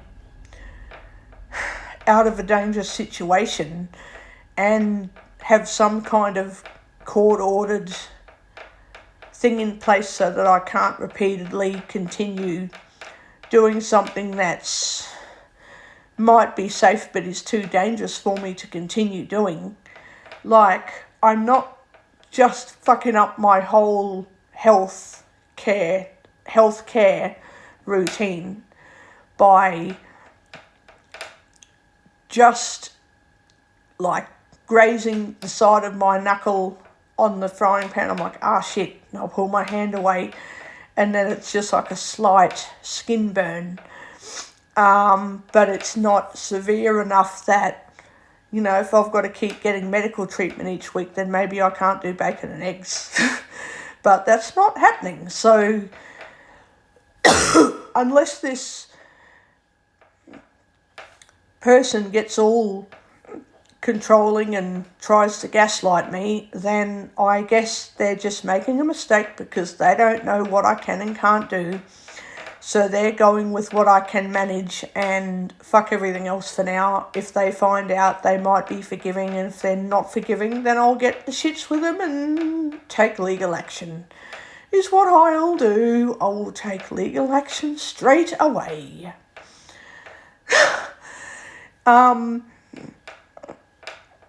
But yeah, use a very small amount of narcissism, fine. Get malignant narcissists,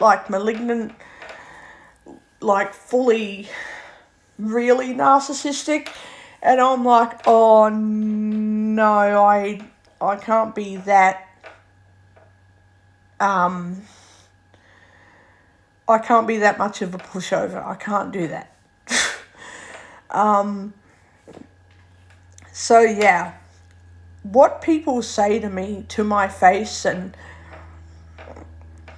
words that people emphasize when they mumble under their breath and then quickly change the subject, I'm like, oh, what are you withholding from me?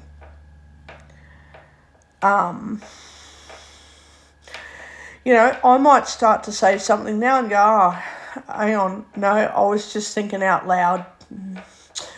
Yeah, I can't say anything because of YouTube being public, and I have to keep everything vague on here so that no one gets doxed or I don't get found out and all that sort of stuff. Like, I don't care that my cooking routines are found out. Like, I don't care, but there's just some things I just can't say on YouTube.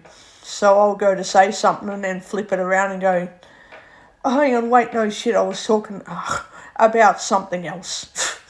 Nothing that I needed to say at the moment. But if someone is talking directly to my face and they're like, oh, I nearly said something then too. If someone is speaking directly to my face, I don't care if it's speaking to my face or over the phone or over email or whatever, and they say, I can't be part of a certain situation because I learned the hard way from the other situations, and then they don't want to tell me. It's like, yeah, there's a bit of gaslighting here. If you're not gaslighting me, why don't you just tell me the truth and just say you've learnt you don't like me. You've learnt that you just don't trust me. Like, stop gaslighting me. I know when you're lying to me. I know when I'm being lied to. So when someone emphasises something, I'm straight up truthful. I just say, look, I know you're too polite to say it, but I know that you don't think I'm a good friend. So don't turn it around and say, you really like me and I'm a great friend and I just find it hard. It's like, no, you're not telling me that you find me hard to get along with. So you say that. I find people hard to get along with as well. But when there's too much drama in these friendships, I'm like, oh, I'm getting out of it.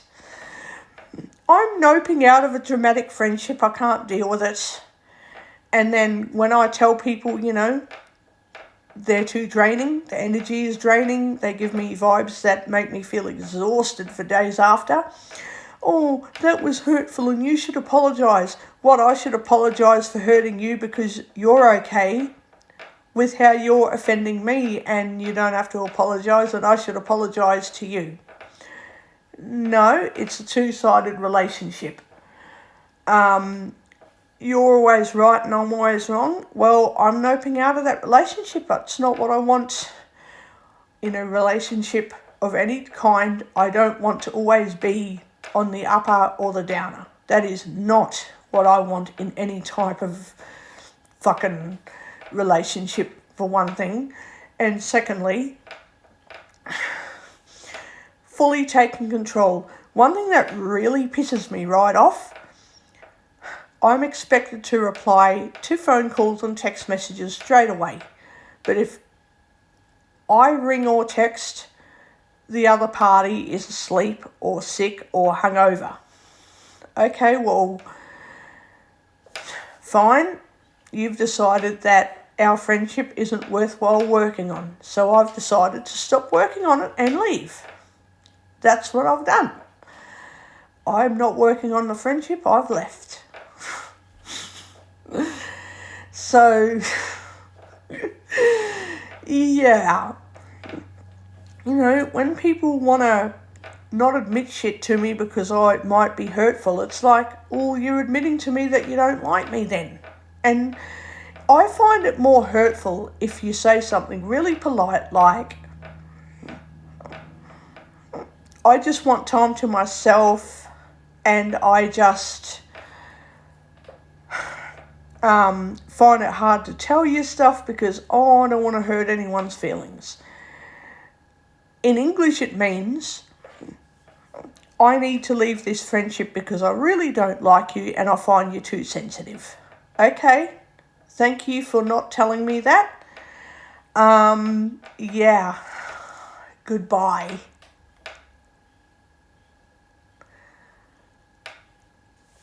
Yeah, I won't put up with anything like that.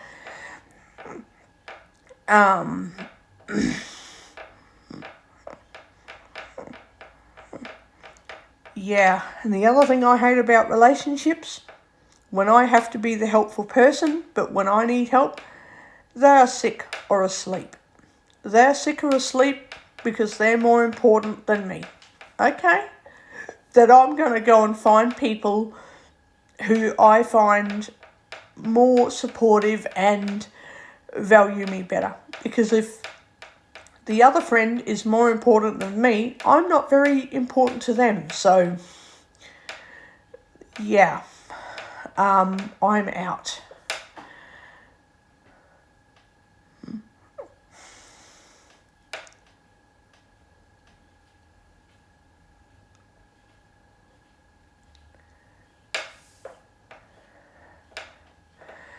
So yeah, I'm sick of people acting like high school brats, I'm sick of people acting like their self-entitlement is more important than a friendship and then lying to me, gaslighting me into, oh, you think we're not friends or we are friends and you think I don't like you when I do like you. Yeah, stop the gaslighting and be an actual friend or get out. Like, yeah,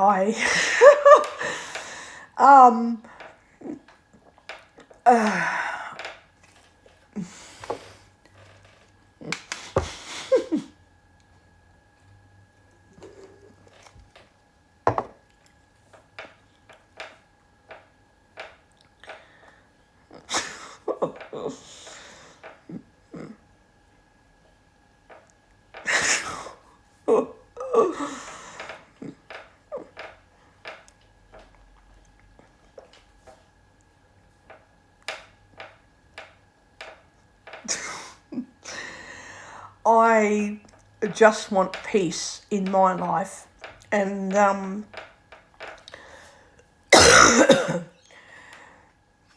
don't want a one-sided friendship. I don't want one-sided of anything.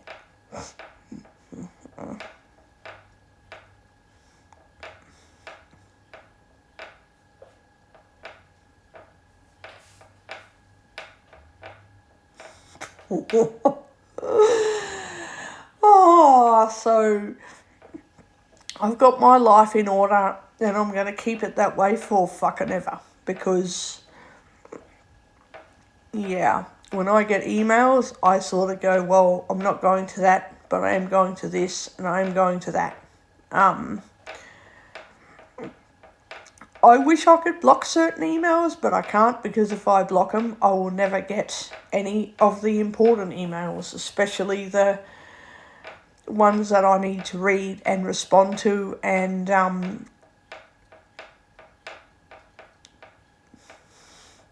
take action with, so that way I can keep on paying bills on time and stuff like that. I can't just block emails that are related to bills. So yeah,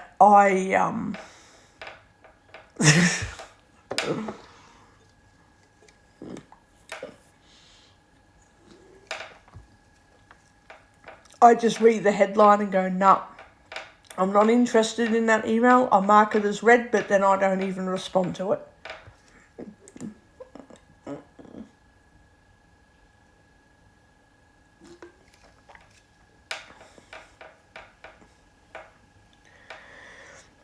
And then to be really narcissistic, if people want a response or they respond to me because I'm expecting a response, I just get, if it's something that I find negative Oh, right, thanks for your response, meaning it's a polite way of saying, now don't ever let this happen again.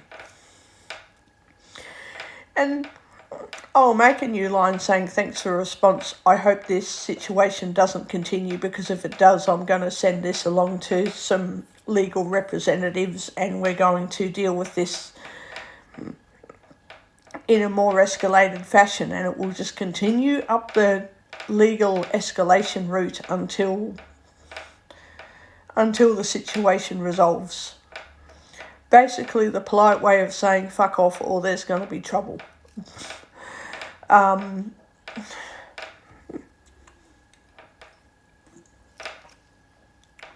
can't say what's wrong. I can say it's to do with me cooking. But I will be contesting any negativity around me cooking. When I get cooking reviews done, if anyone else is negative, and I'm not saying, because some people can be negative, like, did you actually cook the chicken properly? Oh, yep, you did. Oh, that's good. I'm glad you've got talking appliances, because that's just people panicking, they get worried. I'm talking about negativity, like, I don't care that you have cooking reviews. You're not going to be cooking stir fries and chicken schnitzels and all that because I've decided you can't do it. Well, that's okay. I'm going to take legal action and contest that. And if you're not happy about it, then you can contest that and lose the case. I don't care. And then I'll continue my cooking routine regardless.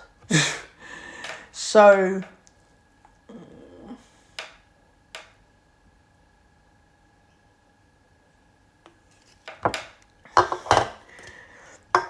when anyone tells me that they are going to try and stop me from cooking, well, it turns into a huge drama because no one is stopping me from cooking.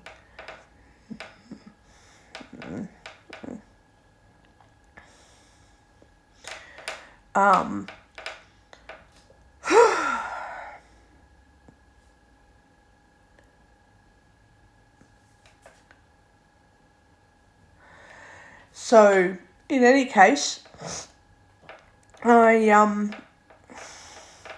don't know how hot the weather is outside. I haven't needed the air conditioning today. I didn't really need it. But I guess this afternoon I'll have to go for a walk and probably pick something up from the Amazon hub, but I'll do that later. Yeah, I'll get something else to eat, I think.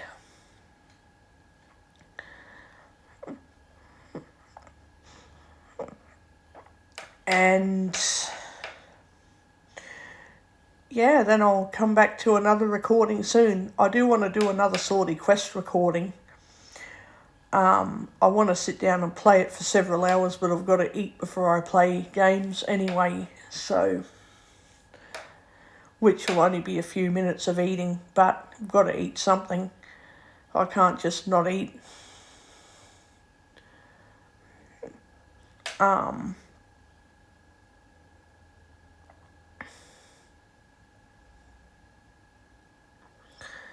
So, yeah.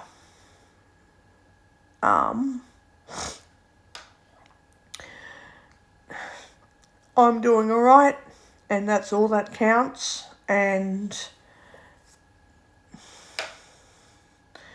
I have closed the door on negativity and drama from anyone who wants to continuously create havoc for the sake of causing conflict and creating havoc. I'm talking about not just the average drama like, the place is flooded out and people need help with food and water and all that, but just any bullshit havoc that people start and then they gaslight everyone else and say, I don't like conflict. Well, if you don't like it, stop starting it. If you don't like it, stop creating conflict and then blaming other people for what you've done. And if you don't want people to even argue, which I guess people can just not argue, but if you don't want an argument, don't start one up, because then someone else will argue and then you go, oh, that was a very nasty comment. Well, don't say anything, because then people don't respond to what you don't tell them. I can't stand people who fucking lie and say all this stuff to make themselves look like a victim when they're not even a fucking victim. But anyway, I'm totally out of that stupid shit, and anything that makes me feel like exhausted and anxious, I cut all that shit out too. But drinking a cup of coffee and Pepsi Max was yummy, and I'll have a new Pepsi Max and I'll have a new cup of coffee. Yeah, sounds like me. And I'll put my phone on friggin' charge and I'll be back later. I will obviously have to walk to the shop soon, because otherwise my fucking Amazon parcel will end up getting taken away. And I don't want to lose it, because, yeah, I will get it. So, in any case, I will be back soon. Speech off. Pause. Button. Record. Stop. Button.